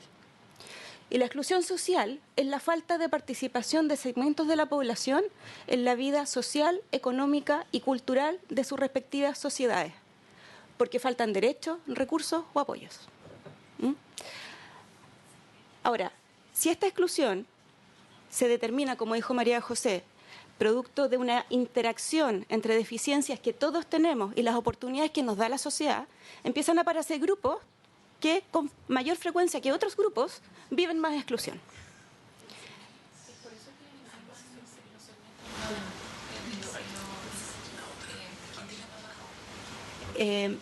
Sí. Es que yo me imagino que las deficiencias están repartidas random en la sociedad. O sea, ahora ya no. Por eso quiero hacer mi pregunta, porque en el fondo, en inicio, uno podría decir, las deficiencias están repartidas de manera random en la sociedad, porque si no sería una cosa muy rara. Pero en el fondo la discapacidad aparece en el momento de la interacción, y es por eso que está en los quintiles más bajos. ¿Es así o estoy entendiendo mal? Las teorías son, para explicar esta distribución que no es homogénea en todos los quintiles, yo conozco 3 hipótesis que me parecen convincentes. Una es que la discapacidad puede generarse producto de algún evento en la vida, por ejemplo, un accidente. ¿Ya? Es menos probable que esa persona accidentada reciba un apoyo adecuado si es que no cuenta con los recursos, y por lo tanto es más probable que en los sectores más bajos se cree una discapacidad. Ese es uno. Luego hay algunas discapacidades, como también dijo María José, que se generan por el entorno, por malos estímulos del medio ambiente, no tuvo oportunidad de asistir a un colegio y generó discapacidad intelectual, y eso es más frecuente en los quintiles más bajos. Y una vez que esas dos cosas ocurren, las personas tenemos hijos, y los padres que no tuvieron oportunidades transmiten con algunas de las condiciones genéticas a sus hijos. Entonces pueden nacer más personas ciegas, más personas sordas, en contextos más vulnerables, porque sus papás que tenían esa carga genética ya no tuvieron la oportunidad. ¿Ya? ¿Puedo agregar algo? Sí. Normalmente lo que hacemos en la sesión es que le damos la palabra a cada una que exponga, y después hay un espacio de preguntas. Ahora hemos sido un poquito desordenados hoy día, pero no hay problema. Compleméntanos, pero es muy breve. Sí. Claro. Pero sí, no, está bien. Gracias. No es como para aclarar el... No, solo que hasta hace no mucho tiempo nosotros pensábamos que la pobreza era fundamentalmente falta de oportunidades. Y hoy día todos los estudios nos demuestran que la pobreza evidentemente es una falta de oportunidades, pero tiene repercusiones en las estructuras y en los órganos y funciones corporales. O sea, si tú tienes un niño con un CI igual en el primer quintil y en el último, ¿verdad? El desarrollo de CI de esos niños va a ser completamente distinto. Y es un poco y es la razón por la cual, y eso, claro, obviamente, y una mamá que tiene, una mamá que tiene menos, no es que se transmite, una mamá que tiene menos desarrollo vocabulario, ¿verdad? Transmite a su hijo más pobreza de desarrollo vocabulario. Se hereda, pero hay mecanismos de herencia. Claro, uno es la herencia genética, que en ese caso no está, ¿ya? Pero otra es la herencia, ese padre va a estimular de una manera distinta a su hijo también. Esa es la definición de exclusión. Y la de inclusión, traje una que vi que usaba la Unión Europea, es lo contrario. Son procesos que aseguran que aquellas personas que están en riesgo de pobreza o exclusión tengan las oportunidades y los recursos necesarios para participar de sus sociedades en igualdad de oportunidades que sus pares. ¿Qué es la educación inclusiva en esto? Es la estrategia que desde el mundo de la educación se utiliza con mayor evidencia de resultados positivos para no generar exclusión. Es decir, para favorecer la participación social. La educación inclusiva reconoce que las diferentes personas tenemos diferencias, en algunos casos deficiencias. Y para esas personas que somos, y eso es un dato, ofrece estrategias y apoyos para acceder, para progresar y para egresar de él.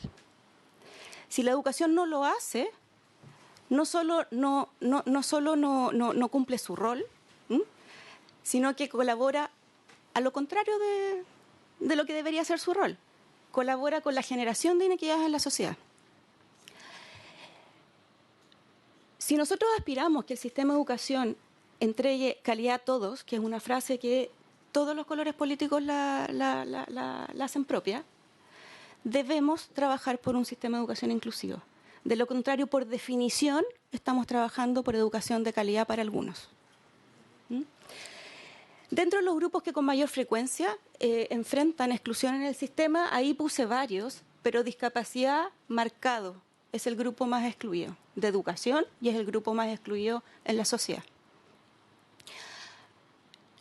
Hace algunos años yo revisé una investigación que decía, por ejemplo, que la probabilidad que una familia que tiene un integrante con discapacidad como uno de sus miembros salga de la pobreza es 0. 0. Ahí recién aparece el concepto de necesidad educativa especial. La necesidad educativa especial surge cuando la condición de la persona interactúa con el entorno y se produce una barrera para acceder o progresar. Si la condición de la persona interactúa con un entorno amable a la diferencia, no se van a generar necesidades educativas especiales.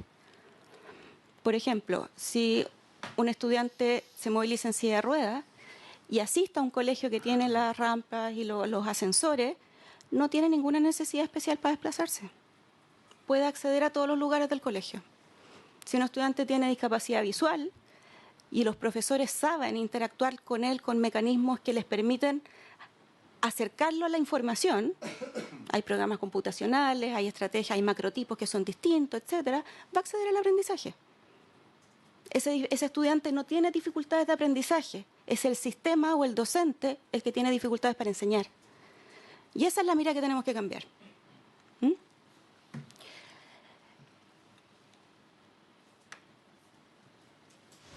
La discapacidad es un concepto que evoluciona, eso ya se dijo, ¿ya? Pero lo interesante de esto es que evoluciona en un mismo momento del tiempo. Una persona que se moviliza en silla de ruedas en ese mismo momento tiene más discapacidad si es que no cuenta con un ascensor, que al revés que si cuenta con el ascensor, pero esa misma persona va a tener más discapacidad si el ascensor no estuvo presente cuando fue al colegio. Porque las consecuencias de las barreras se acumulan en el tiempo. ¿Y qué pasó con esto? Para disminuir discapacidad en la sociedad entonces, la educación y la educación temprana es tremendamente relevante.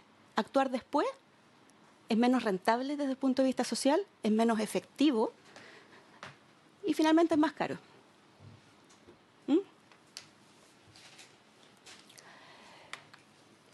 Yo revisé el proyecto de ley y el mensaje del proyecto de ley hacía un recorrido por distintas normativas. Creo que es el recorrido correcto. Por lo tanto, aquí cuando yo quiero nombrar algunas normativas, son normativas que en el margen complementan y algunos textos que quiero reforzar, porque me parecen tremendamente relevantes. El DFL2, en el artículo 3, letra D y K, tiene dos definiciones que son muy relevantes. Dice que la equidad del sistema educativo, dice que el sistema educativo asegurará que todos los estudiantes tengan las mismas oportunidades de recibir educación de calidad. Yo entiendo por todos aquellos que tienen discapacidad también. Con especial atención a aquellos grupos que requieran algún apoyo especial. De nuevo, están hablando de grupos como los grupos de estudiantes que tienen discapacidad. Esa es una definición de nuestro sistema de educación. Por lo tanto, cualquier institución de educación que se defina como parte de ese sistema debe colaborar con ese objetivo. Después la letra K dice integración e inclusión. El sistema propenderá a eliminar todas las formas de discriminación arbitraria que impidan el aprendizaje y la participación de los y las estudiantes. De nuevo, estamos hablando de todos. Y las políticas, por lo tanto, tienen que hacerse cargo de las estrategias que permitan cumplir con estos objetivos. Los colegios particulares pagados son parte de este sistema. En el artículo 10 dice que los estudiantes tienen derecho a recibir educación que les ofrezca oportunidades para su formación y desarrollo integral. Esto lo quiero tomar después, porque la discusión con mucha frecuencia se concentra en los estudiantes que han sido excluidos, como estudiantes con discapacidad, y en el resultado que la exclusión genera en los aprendizajes tradicionales, en el CIMSE, en la graduación, en la tasa de incorporación al mundo laboral. Eso es cierto, todo eso es cierto. Sin embargo, por desarrollo integral uno también entiende que aquí importan habilidades emocionales, habilidades sociales. Y la educación inclusiva tiene mucho que decir tanto para este grupo como para sus pares.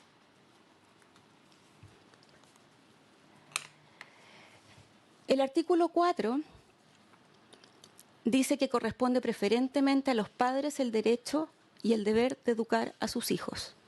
Y dentro de eso, de elegir el mejor establecimiento de educación para sus hijos.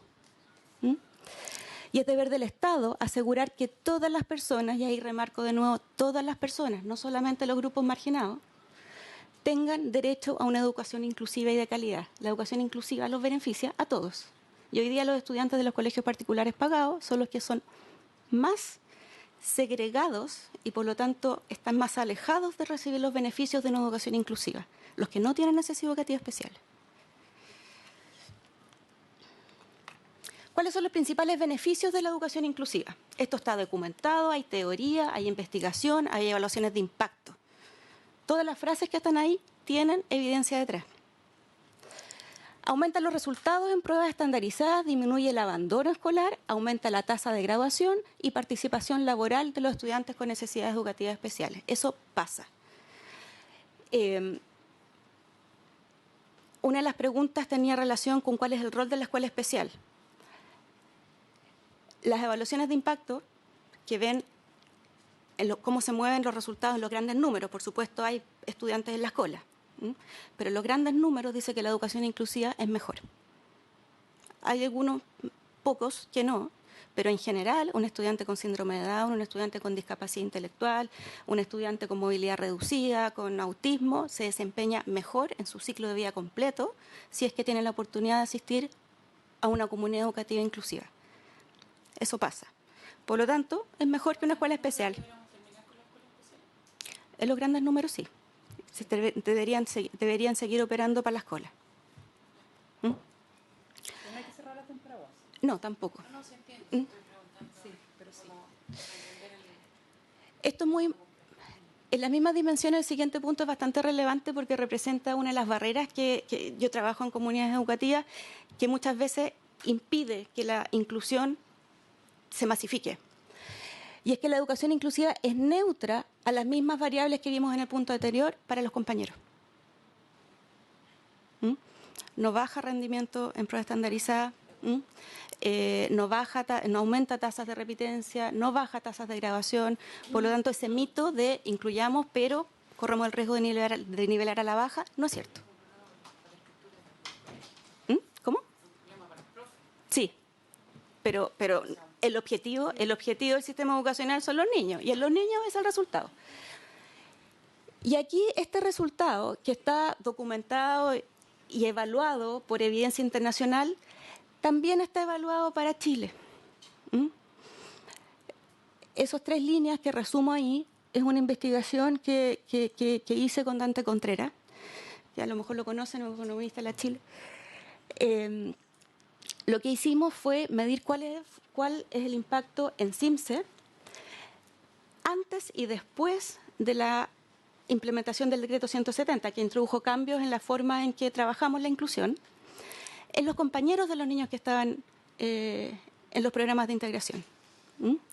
Y lo que observamos es que antes del 170, o sea, antes del 2010, había un efecto negativo, pero bastante pequeño.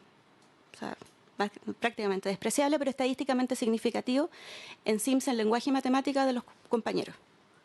después del 170, con todas las deficiencias que María José dijo, porque estamos todos de acuerdo en que el PIE se puede mejorar, pero también tenemos que estar de acuerdo en que el PIE es mejor que lo que había. Ese resultado se anuló.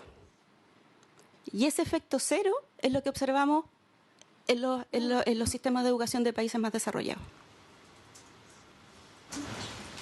¿Ya?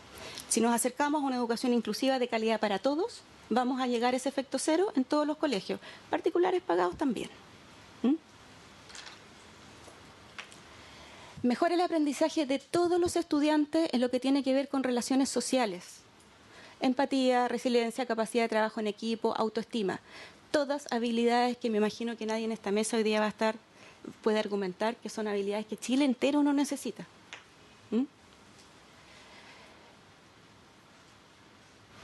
En esto además quiero destacar el hecho de que tenemos sistemas, si nuestro sistema es segregado, es más segregado mientras más alto es el nivel socioeconómico del colegio. Por lo tanto, los niños que hoy día asisten a esos colegios son los que menos diversidad ven en sus salas y los que menos aprendizajes de este tipo tienen, por lo tanto. Disminuye efectos negativos de la exclusión en el grupo familiar completo. También María José dijo algo, pero el cuidador tiende a salir de la fuerza laboral. Hay efectos psicológicos en todo el grupo familiar, mayoritariamente mujeres. Hay efectos psicológicos en los padres y en los hermanos, efectos negativos. Las tasas de separaciones de los padres, sí, las tasas de separaciones aumentan. Pero eso no es solamente consecuencia de que el niño tenga un déficit, es consecuencia de todas las dificultades que implica ese déficit, interacción con las oportunidades que le entrega esta sociedad. Ese es el problema. Y por lo tanto, y esto ya lo adelantamos por una pregunta que surgió por ahí, la educación inclusiva rompe el círculo de la pobreza. Aun cuando un niño con discapacidad hoy día haya nacido en un sector acomodado a la sociedad, si ese niño no tiene acceso a la educación, sus hijos ya van a ser pobres. Es un empujón hacia la pobreza, pero dramático. Y eso es lo que tenemos, esas son las oportunidades que tenemos por no tener educación inclusiva o sistemas de apoyo en todo el sistema. Nos tenemos en la mitad de los que reciben subsidios públicos y en el sector más alto tenemos algunos intentos. Ahora el proyecto de ley. El proyecto de ley, ahí copié el contenido de los artículos que propone. El artículo 1 dice que deberán contar con programas de integración que incorporen adecuaciones curriculares pertinentes al acceso y permanencia. Y el segundo artículo, que por contar con eso no podrán cobrar de manera diferenciada. Eso es el proyecto. Este gráfico ya lo vieron. No recuerdo si lo vieron todos, pero me pareció pertinente traerlo nuevamente. No, pero es que ya había venido una vez. Ahí tenemos el porcentaje de niños con discapacidad matriculados hoy día por tipo de dependencia de colegio. En todo el sistema, un 3,3% de la matrícula corresponde a estudiantes con discapacidad que han sido identificados a través del programa PIE. Estas son las bases de datos del PIE. Colegios regulares. No, subvencionados, municipales y particulares subvencionados. No están los privados porque no tengo el dato. No tengo el dato. Sí. ¿Ya? A nivel nacional es eso. En los municipales ese 3,3% es 6%,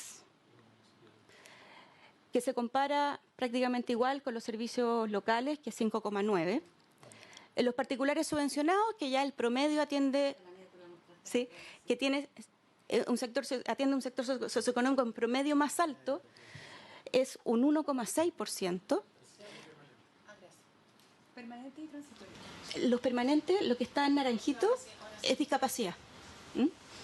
Y en los emblemáticos, que fue lo más comparable a un colegio particular pagado. Uno podría suponer que puede ser más o menos eso. El porcentaje de discapacidad en la matrícula es 0,5%. Es una combinación de cosas este resultado. Por supuesto, es que la gente con discapacidad tiende a vivir en los sectores más vulnerables. Pero también, y no es posible negar, que los sistemas de admisión hasta ahora les han negado el acceso. ¿Mm? ¿Sí? La sigla NEET Y consideramos discapacidad. a las permanentes. ¿Ya? La NET son los niños que tienen trastornos específicos del lenguaje, eso es lo que habíamos dicho. Ahora, todo esto es según la definición que utiliza el decreto 170, que define un subconjunto de necesidades educativas especiales. En las primeras láminas, por ejemplo, los niños que pertenecen a grupos de diversidad sexual también tienen necesidades de algún tipo, pero no están en esto. ¿Mm? Porque no se identifican. ¿Mm? Ya, les había traído un video, pero tuve un problema técnico y además que creo que mejor se los dejo porque dura 2 minutos, pero es un video de la Teletón. La Teletón está haciendo un trabajo bastante importante para complementar el trabajo de rehabilitación que hacen con esfuerzos de inclusión educativa. Ellos concluyeron de manera bastante fuerte que no logran la inclusión social sin educación. ¿Mm? Los niños se rehabilitan y se quedan en sus casas. Y la Teletón concluyó eso trabajando con el equivalente a 1/3 de los niños con discapacidad que están en la lámina anterior. Tiene datos del país, tiene datos de distintos sectores socioeconómicos porque los atiende a todos y concluyó que sin educación no cumple su misión. Agradecerles profundamente a ambas. Tengo una consulta súper específica respecto a cómo seguimos con este proyecto, para hacerme una idea cómo debiéramos seguir con el proyecto de ley, porque acá nosotros podemos decir, obligamos a los colegios particulares pagados y lo hacemos solo obligándolo, ¿ya?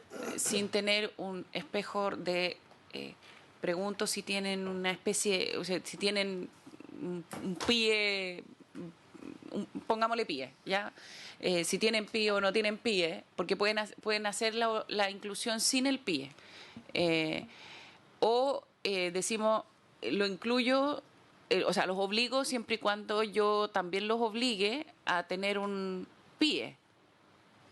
Porque, mi pregunta es como un poco cruda, pero ¿qué es peor? ¿No hacer la obligación o hacer la obligación... o es mejor obligarlo aunque no tengan pie? ¿Me expliqué o no? Ya. Me quedan 2 láminas. Perdón. Como dijo video, yo dije terminé. Disculpe, presidente, sí, no, ya está bien. Pero voy a tomar la pregunta. Está bien, pero diga al final. Lo primero es que el proyecto de ley, y aquí los comentarios al proyecto de ley, apunta a cumplir, a hacer cumplir a los establecimientos particulares el rol que cualquier establecimiento debe cumplir. ¿Mm? O sea, llama la atención que tengamos que argumentar esto. ¿Mm? El proyecto, además, refuerza el cumplimiento de leyes que existen. No solamente una cuestión de principios, que podría ser lo primero. Las leyes ya existen. ¿Mm? El proyecto además colabora con bienestar personal de niños y niñas con necesidades educativas especiales, con sus familias, y hasta ahí uno podría decir son bienestares privados, pero también colabora con el bienestar de la sociedad en general, porque las interacciones que las personas formadas en inclusión tienen en la vida adulta son de mejor calidad, de todas. La prohibición de cobrar de manera diferenciada me parece que se sustenta en el hecho de que todos los estudiantes se benefician de una educación inclusiva. Por lo tanto, no estamos solamente hablando de mejorar la calidad de los niños que hoy día ni siquiera tenían un espacio en los colegios, sino que de mejorar la calidad educativa de sus pares también. Y eso, si la educación en este segmento se paga, tiene un valor. ¿Qué propondríamos como mejora a este proyecto de ley? Que los establecimientos de educación particulares pagados cuenten con sistemas de provisión de apoyo en lugar de mecanismos de adecuación curricular. Los mecanismos de adecuación curricular son una forma de entregar todos los apoyos que los estudiantes necesitan, pero se queda muy corto como estrategia completa. Un sistema de provisión de apoyo considera adecuaciones curriculares también, es una definición más amplia. Con la otra definición se podría quedar fuera la rampla, se podría quedar fuera el psicólogo. Hay una serie de cosas que se necesitan en educación para producir participación efectiva que se escapan a lo que es una adecuación curricular. Y lo otro es que el proyecto tampoco habla del porcentaje que deben recibir. Nosotros tenemos un porcentaje de discapacidad en la sociedad, un 5,8% de nuestros niños tiene discapacidad. Por lo tanto, esto apunta a que un número de niños tengan oportunidades educativas y creo que el proyecto tiene que reflejar eso, porque puede tener los apoyos, cumplir la ley, pero no tener estudiantes. ¿Ya? Idealmente, que los establecimientos de educación cuenten con sistemas de provisión de apoyo que garanticen acceso, permanencia y egreso de otro tipo de estudiantes con necesidades educativas transitorias también. Toda la argumentación de la presentación que acabo de hacer se aplica a cualquier tipo de necesidad educativa especial. Dicho eso, si el primer paso es hablar de discapacidad, es un muy buen primer paso. Pero conceptualmente no hay razón de hacer diferencia. Y también proponemos agregar objetividad al cumplimiento de todo lo anterior a través de la redacción de algún reglamento que después permita fiscalizar. Esos serían los comentarios. Ya, ahora sí.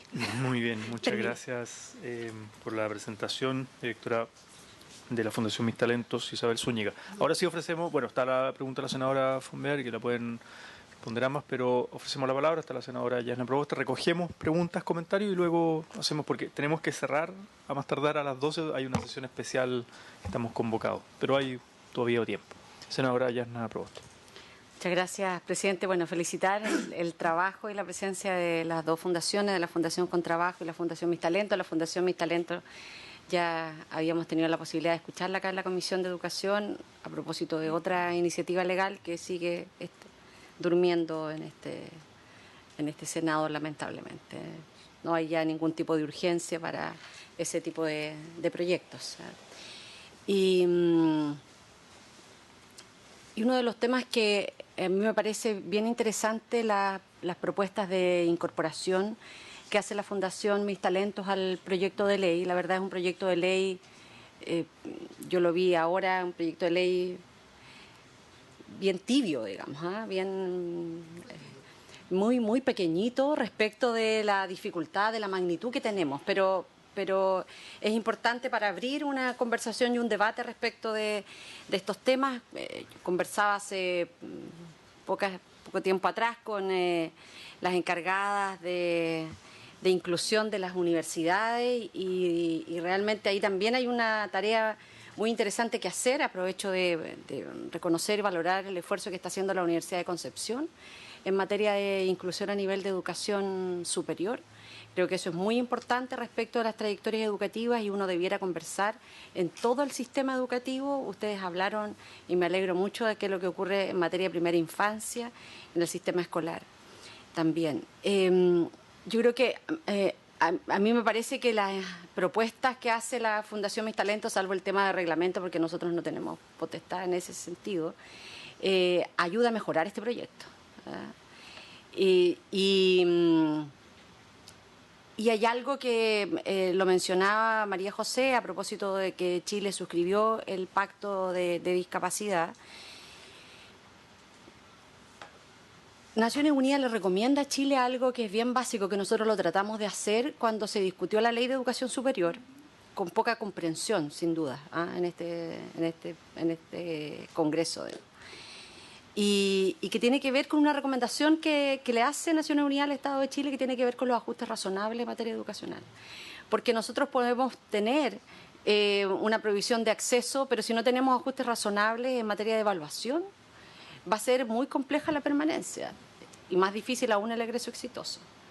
Entonces, ¿cómo nosotros incorporamos realmente los ajustes razonables en la forma, en el sistema laboral, en todo, digamos? Porque esto tiene que ver con un cambio cultural. A mí personalmente este es un tema que me interesa mucho profesionalmente. Mi primer trabajo fue en una escuela de la Corporación Juan 23, con niños y niñas que tenían una diversidad enorme, pero conversando con organizaciones de nuestra región, dramáticas por cierto, porque hoy día el peso que tiene para las mujeres, que son quienes mayoritariamente se quedan solas al cuidado de sus niños y niñas, los niños que enfrentan realidades de discapacidad más severa. Ellas me decían, la hemos acompañado durante mucho tiempo, pero en algún momento logramos que algunos entraran a programas de capacitación con el CENSE, cuando el CENSE les abría una posibilidad.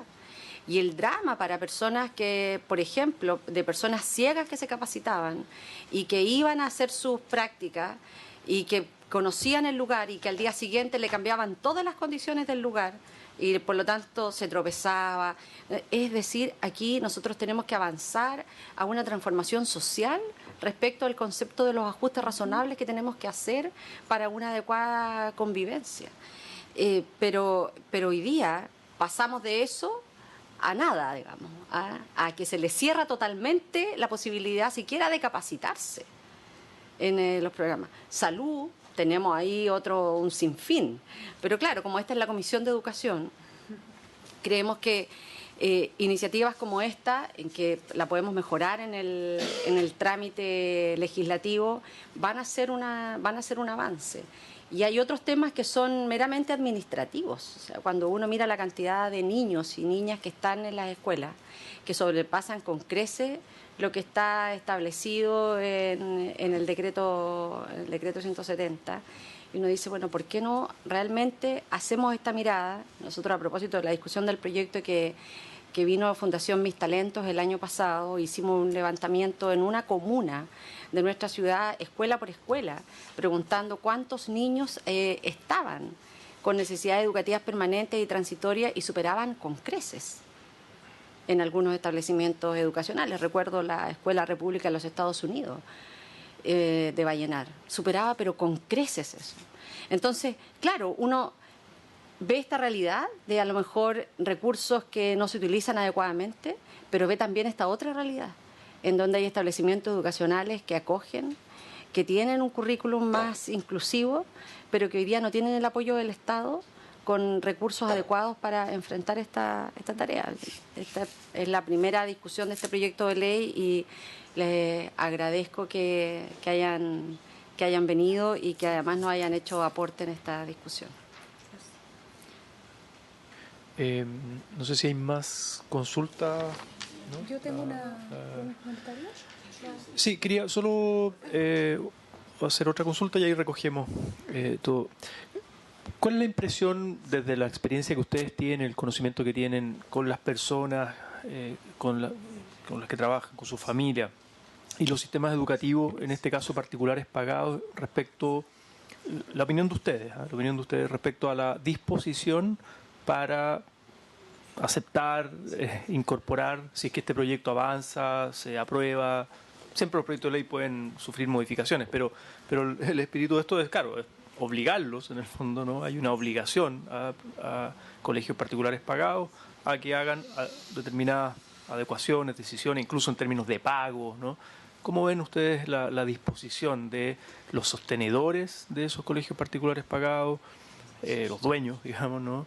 Y la comunidad, los profesores, apoderados, ¿no? Los estudiantes? ¿Cuál es su percepción respecto al contenido si es que este proyecto fuera aprobado? Esa es mi pregunta.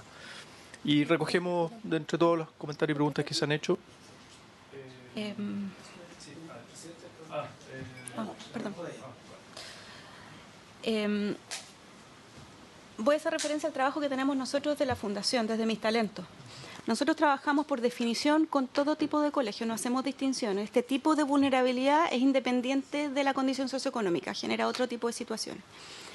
Sin embargo, podemos trabajar con mucho mayor frecuencia en los colegios que son más vulnerables, por dos motivos.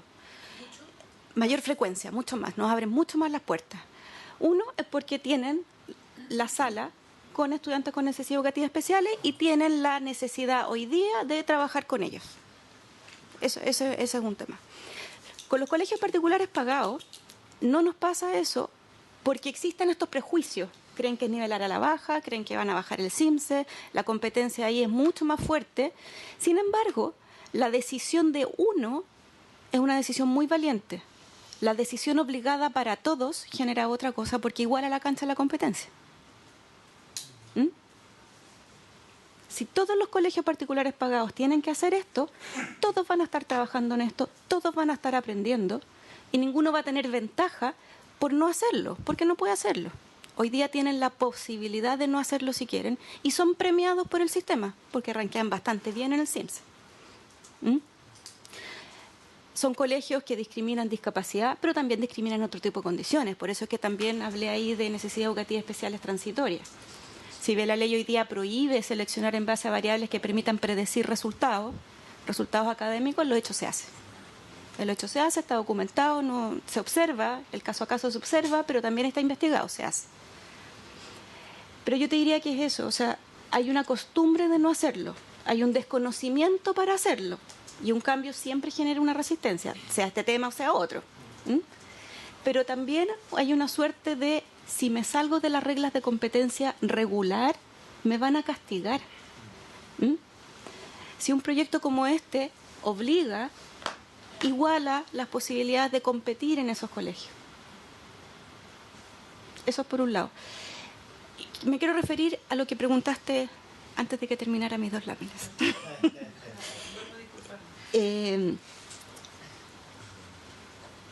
La evidencia, o sea, los sistemas de educación han evolucionado hacia la inclusión de a poco. Primero, no había ninguna respuesta para estudiantes con discapacidad, se crearon las escuelas especiales. Eso dominó por mucho tiempo y después se creó la integración, que es recibir sin hacer ningún tipo de apoyo adicional. Y después se creó el concepto de inclusión, que es el que estamos discutiendo hoy día. Cada vez que se pasó al siguiente paso, se pasó porque era mejor que el anterior. ¿Ya? La integración es mejor. Sí. Sí. Aunque no sea inclusión. Aunque no sea inclusión. Ahora, si se hace una cosa como esta, probablemente los sistemas de provisión de apoyo el primer año y en los primeros años también no van a ser los óptimos. Pero ya van a estar puestos todos los incentivos para que mejoren en el tiempo. ¿Mm? ¿Puedo complementar eso? Sí, claro. Pues ahora Respecto de esta misma pregunta, haciendo un paralelo con la ley 21.015, que es la ley de inclusión laboral. La ley de inclusión laboral exige al empleador la provisión de ajustes razonables. Y los ajustes razonables van desde un facilitador laboral, como es el caso de lo que hacemos nosotros para personas con discapacidad intelectual, hasta la instalación de software para personas ciegas, y es de cargo al empleador. En general, yo he sentido al comienzo como un revuelo en las empresas, sin embargo, las empresas lo han ido implementando de una manera muy, yo diría, armónica, y no veo por qué no podría suceder eso en colegios que disponen de recursos suficientes, en el sentido de usar un símil y decir, mire, no solamente el acceso, sino que además se debe garantizar la provisión de los apoyos que requiere el estudiante. Es tal cual los mismos ajustes razonables de lo que hablaba la senadora Proboste. Se hace la ley de inclusión en las empresas, con mayor razón se debiera hacer en los colegios. Y solo quería leer una pequeña, las recomendaciones que hizo la Convención sobre Derechos de Personas con Discapacidad, el informe que emitió Chile el año 2016, respecto al artículo 24, que es el artículo de educación, y que es lo que usted estaba diciendo. Dice, al comité le preocupa que pese a la reforma educativa reciente, la educación inclusiva no sea prioritaria para niños, niñas y adultos con discapacidad y prevalezca la educación especial y segregada. Y también le preocupa que no existan esfuerzos de las autoridades gubernamentales para promover la educación inclusiva superior. Recomienda un plan de transición hacia la educación inclusiva, que es lo que decía la ISA, no lo vamos a hacer de un minuto, pero hay que comenzar a elaborar un plan que nos permita una transición. Y quizás lo más importante de esto, y esto ojalá lo pudiéramos realmente entender, cuando hablamos de educación inclusiva, no hablamos de provisión de apoyo solo para niños con discapacidad. Hablamos de, en vez de programas que van como paralelo al programa del establecimiento educacional, hablamos de apoyos basales, que hoy día podríamos utilizar las mismas platas, para todos los niños que necesitan un apoyo determinado en un momento de su vida. Niños con diversidad sexual, niños de pueblos originarios que están sufriendo bullying, niños con discapacidad. Todos esos niños son niños con necesidades educativas especiales transitorias.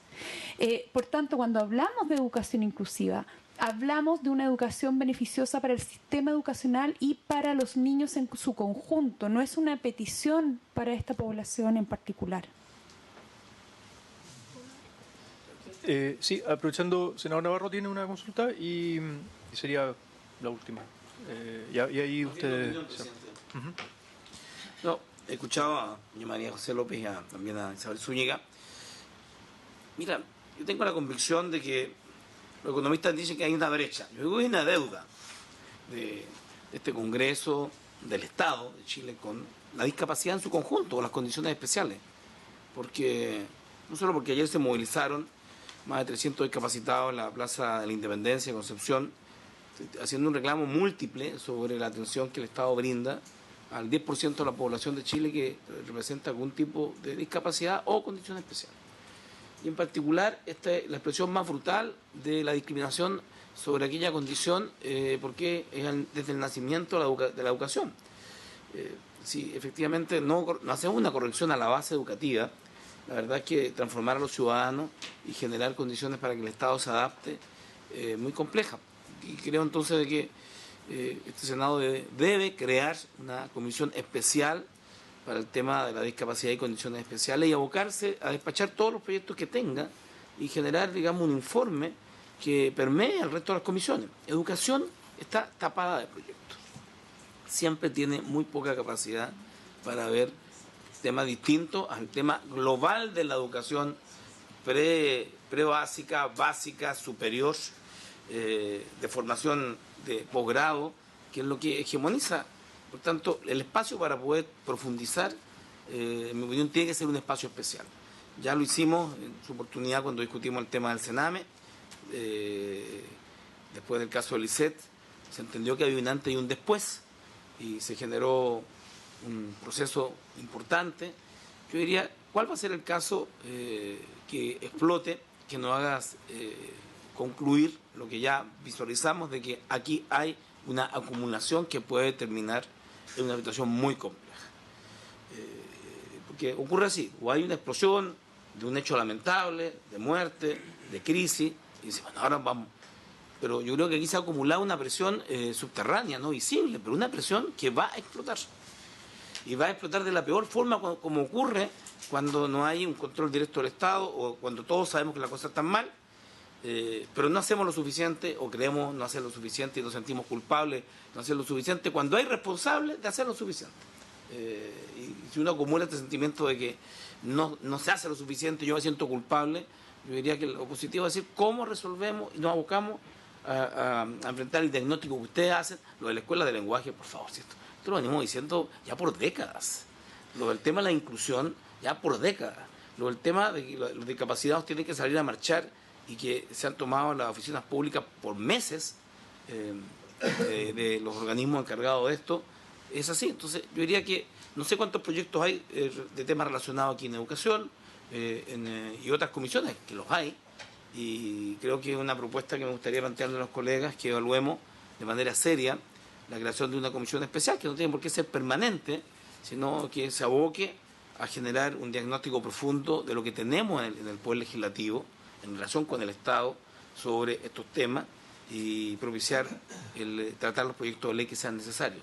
Eso podría dar un espacio para profundizar aquello, porque desconozco la agenda de la comisión, pero me ha pasado de que estamos con tiempo en educación, pero luego viene una agenda que no deja espacio para nada y esto vuelve a ser postergado. Y esa ha sido la constante. Por tanto, solo manifestarle a los senadores de la comisión, titulares y a quienes nos acompañan, de que evaluemos esa posibilidad, como lo hicimos en el caso de los niños del Sename, que se creó la Comisión de la Infancia, que efectivamente agilizó todos los proyectos y ha sido un aporte real y concreto para enfrentar un diagnóstico que era colectivo, pero que nos encuentra sin capacidades para responder de manera oportuna a esta problemática y no brecha social, sino una enorme deuda social de todos, particularmente del Estado y también de este Congreso. Eso es, presidente. Muy bien, senador. No, más consultas.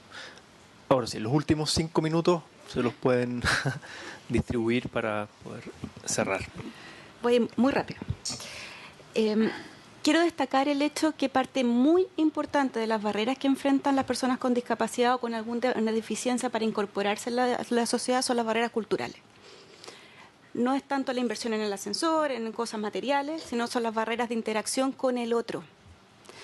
Y eso en parte también importante proviene de que los adultos no fuimos formados en diversidad. Por lo tanto, si simplemente por ofrecer espacios diversos hoy día en la sala de clase, 20 años después vamos a tener otra sociedad. Nosotros hemos hecho esfuerzos de sensibilización a actores relevantes que nos parecen, o sea, actores que tienen un rol y que tenemos que sensibilizarlos para que gatillen cambio. Y el desconocimiento respecto a esto es brutal. Comentarios como, no sabía que una persona con síndrome de Down podía leer.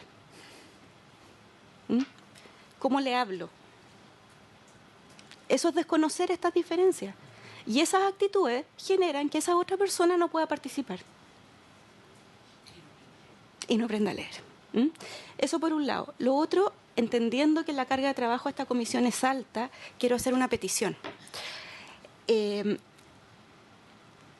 Hay dos conceptos que se utilizan para favorecer la accesibilidad. Uno se llama diseño universal y el otro son adecuaciones. Las adecuaciones van principalmente enfocadas a la persona, porque ya no pudo incorporarse sin esos apoyos en el carril regular. El diseño universal tiene que ver con construir el regular de manera accesible. Es el equivalente a un arquitecto que diseña el plano con la puerta más ancha, en vez de modificar el ancho de la puerta después. En el colegio se puede hacer lo mismo. Y todos los proyectos de ley, me atrevo a decir, que pasan por esta comisión, deberían hacerse la pregunta de si cumplen con los principios del diseño universal. Solamente con esa pregunta, yo estoy convencida que vamos a generar mucha accesibilidad. ¿Ya? Gracias. Tomando la propuesta del senador Navarro, me parecería maravilloso realmente si pudiéramos, nosotros, me atrevo a decir por la ISA, también nosotros estamos dispuestos a hacer todo el trabajo que sea necesario, tenemos una gran cantidad de organizaciones sociales atrás, de entregar los insumos que sean necesarios, trabajar con los asesores legislativos, pero realmente creo yo que si no proveemos de una forma para solucionar este problema, una forma concreta, es muy complejo porque tenemos múltiples temas que es necesario revisar. Voy a poner solo uno muy cortito. La ley 21.015 nos obliga a las empresas, ¿verdad?, a contratar un 1% de personas con discapacidad. Sin embargo, yo como organización social no puedo tomar a las personas de las escuelas especiales porque pierden la subvención. Hay un desajuste normativo que es feroz. Y entre los 18 y los 26 años, esa persona la terminan de discapacitar en esa escuela especial. Entonces, si pudiéramos conformar ustedes, no nosotros apoyar, ¿verdad?, una comisión especial, que pudiéramos trabajar durante un periodo acotado de tiempo para poder priorizar. Nosotros ya tenemos priorizado por dónde hay que partir. Llevamos muchos años estudiando esto. Sabemos cómo hay que hacerlo. Y realmente el impacto que esto podría tener a nivel país es extraordinario. Y creo que junto con esto, porque a mí me parece importante el proyecto de ley respecto a los colegios particulares, pero tampoco puede suceder que en educación pública todavía tengamos el 50% de los establecimientos sin sistema de provisión de apoyo, lo que no significa solamente extender el pie a esos colegios, y por eso necesitamos hacer una evaluación, tener evidencia para poder realmente hacer un plan que sea significativo, que nos permita avanzar en base a evidencia y que realmente nos saque de este atasco de décadas donde estamos en exactamente el mismo lugar. Se los agradeceríamos hasta el infinito y más allá, como decía Buzz Lightyear, la familia de personas con discapacidad, que somos muchas. Bueno, nuevamente muchísimas gracias. Yo creo que da para también plantearle al Ejecutivo una especie de coordinación o mesa de trabajo o algo para justamente hacer estas adecuaciones. Probablemente hay cuestiones de cambios menores que pueden ayudar, pero ahí la especificidad o el conocimiento también más técnico, específico, lo tienen ustedes, las organizaciones. Pero a lo largo de la tramitación de este proyecto, esta recién es la primera sesión de audiencia y en eso abrimos la posibilidad para invitar a nuevas organizaciones y seguir profundizando en estas materias. Senadora Ena Fumber. Presidente, yo creo que nosotros tenemos dos opciones con este proyecto de ley. Uno es tramitar este proyecto de ley y la otra es aprovechar la instancia, porque aquí, por lo menos a mí me pasa que en algún minuto vimos el problema, después nos despegamos del problema, después lo vimos de nuevo, después ya. Entonces, quizás usted, yo no sé quién asume como presidente el próximo periodo, pero quizás lo que podríamos hacer es, a partir de este proyecto de ley, generar una instancia de trabajo de la Comisión de Educación en este tema. E incluir al Ejecutivo y ampliarlo, porque nos permitiría de verdad quizás hacer un cambio real. Y en eso incluir al Ejecutivo y hacer un tema un poquitito más amplio. Yo encontraría que sería súper positivo y nos permitiría ir quizás detectando legislaciones que podamos hacer, trabajar con el Ejecutivo. Lo podríamos hacer, yo lo encontraría súper bueno que como Comisión de Educación lo tomáramos como tema.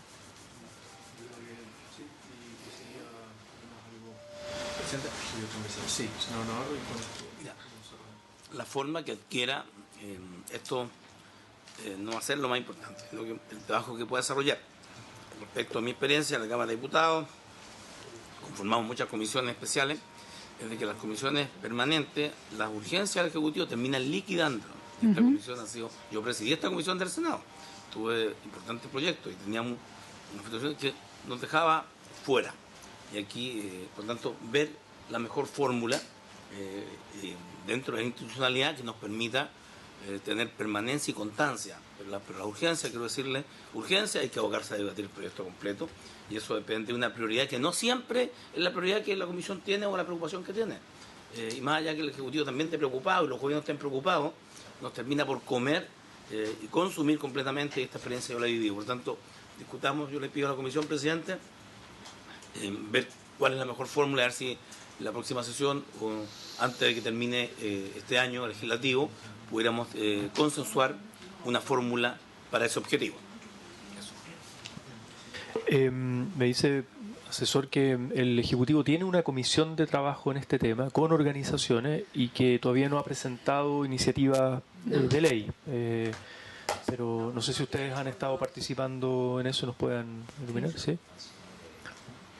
El Ejecutivo tuvo una comisión que ya emitió un informe, pero el informe se concentró en mejoras al actual programa de integración, que me parecen muchas positivas, pero la inclusión en el sistema no depende 100% de ese programa, está lejos de depender 100% del programa. Entonces los temas que hay que trabajar son más amplios, pero el contenido de ese informe es bastante valioso. Por ahí hay buena... ¿Es una iniciativa legislativa o son cambios, me refiero a ese primer informe, si ustedes lo conocen, son propuestas de tipo administrativa que se pueden ir haciendo con más de gestión o implican cambios legislativos o no lo saben? No me atrevo a responder. Ya. Pero se lo consultaremos al Ejecutivo en la próxima sesión. Tengo la sensación que hay mucho que se puede hacer por la vía administrativa. Sin embargo, en mi opinión, el informe se concentra en las mejoras que hoy día puede tener el PIE, que son necesarias, pero que cubren a la mitad de los colegios. El proyecto, el informe no se pronuncia respecto a la forma de escalar el PIE. Y para escalarlo, a mi juicio, hay que modificar el PIE porque hay restricciones activas que no se pueden sortear simplemente con agregar más recursos. No hay profesionales, por ejemplo. Sí. Muy breve. Yo sé de la existencia de esa comisión porque el alcalde de Loncoche, a raíz de que la municipalidad de Loncoche es sostenedor de una escuela especial, fue invitado a participar de esa comisión. Desconozco los digamos, los acuerdos, las propuestas que el informe que tiene esa comisión, pero quería preguntarle quién encabezó esa comisión, porque a lo mejor nosotros podríamos invitarlo a que nos informe. ¿Fue el director general de educación? ¿Fue el subsecretario? ¿Fue la persona encargada de educación? ¿Tienen información ustedes de quién fue? No, ¿Quiénes fueron? No sé. Yo al menos supe de esa comisión. Lo que nos pareció bastante extraño es que al menos de las organizaciones, nosotros participamos de un pacto de organizaciones relacionadas con personas con discapacidad, y ninguna de esas organizaciones, hasta donde yo sé, fue convocada a esa conversación. Y no he leído el informe, supe que habían hecho algunas recomendaciones de tipo legislativo, pero sin embargo se enfocó en lo que estaba diciendo Isabel, en la reforma del PIE, y lo que necesitamos aquí realmente es una visión respecto de la educación inclusiva, no una reforma al PIE. Y eso es lo que creo que aquí tenemos que caminar hacia eso. Lo siento, pero estamos citados a sesión especial y Sí, tenemos que ir andando, sí, y yo lo tengo conversaremos un tema con la comisión. Con la discapacidad Sí. en general, porque a propósito de este mismo debate me han escrito ya muchas organizaciones diciéndome, nosotros queremos, si no, vamos a tener que volver a tomarnos todas las dependencias públicas, cuando se habla de la discapacidad y de la política del Estado de la discapacidad, Exactamente. no solo en materia de educación. Por tanto, la propuesta que yo he hecho es una propuesta más global, que por cierto la educación es importante. Muy bien. Gracias. Muchas gracias nuevamente, nuestras invitadas, y por haberse cumplido el objeto de esta sesión, está celebrada.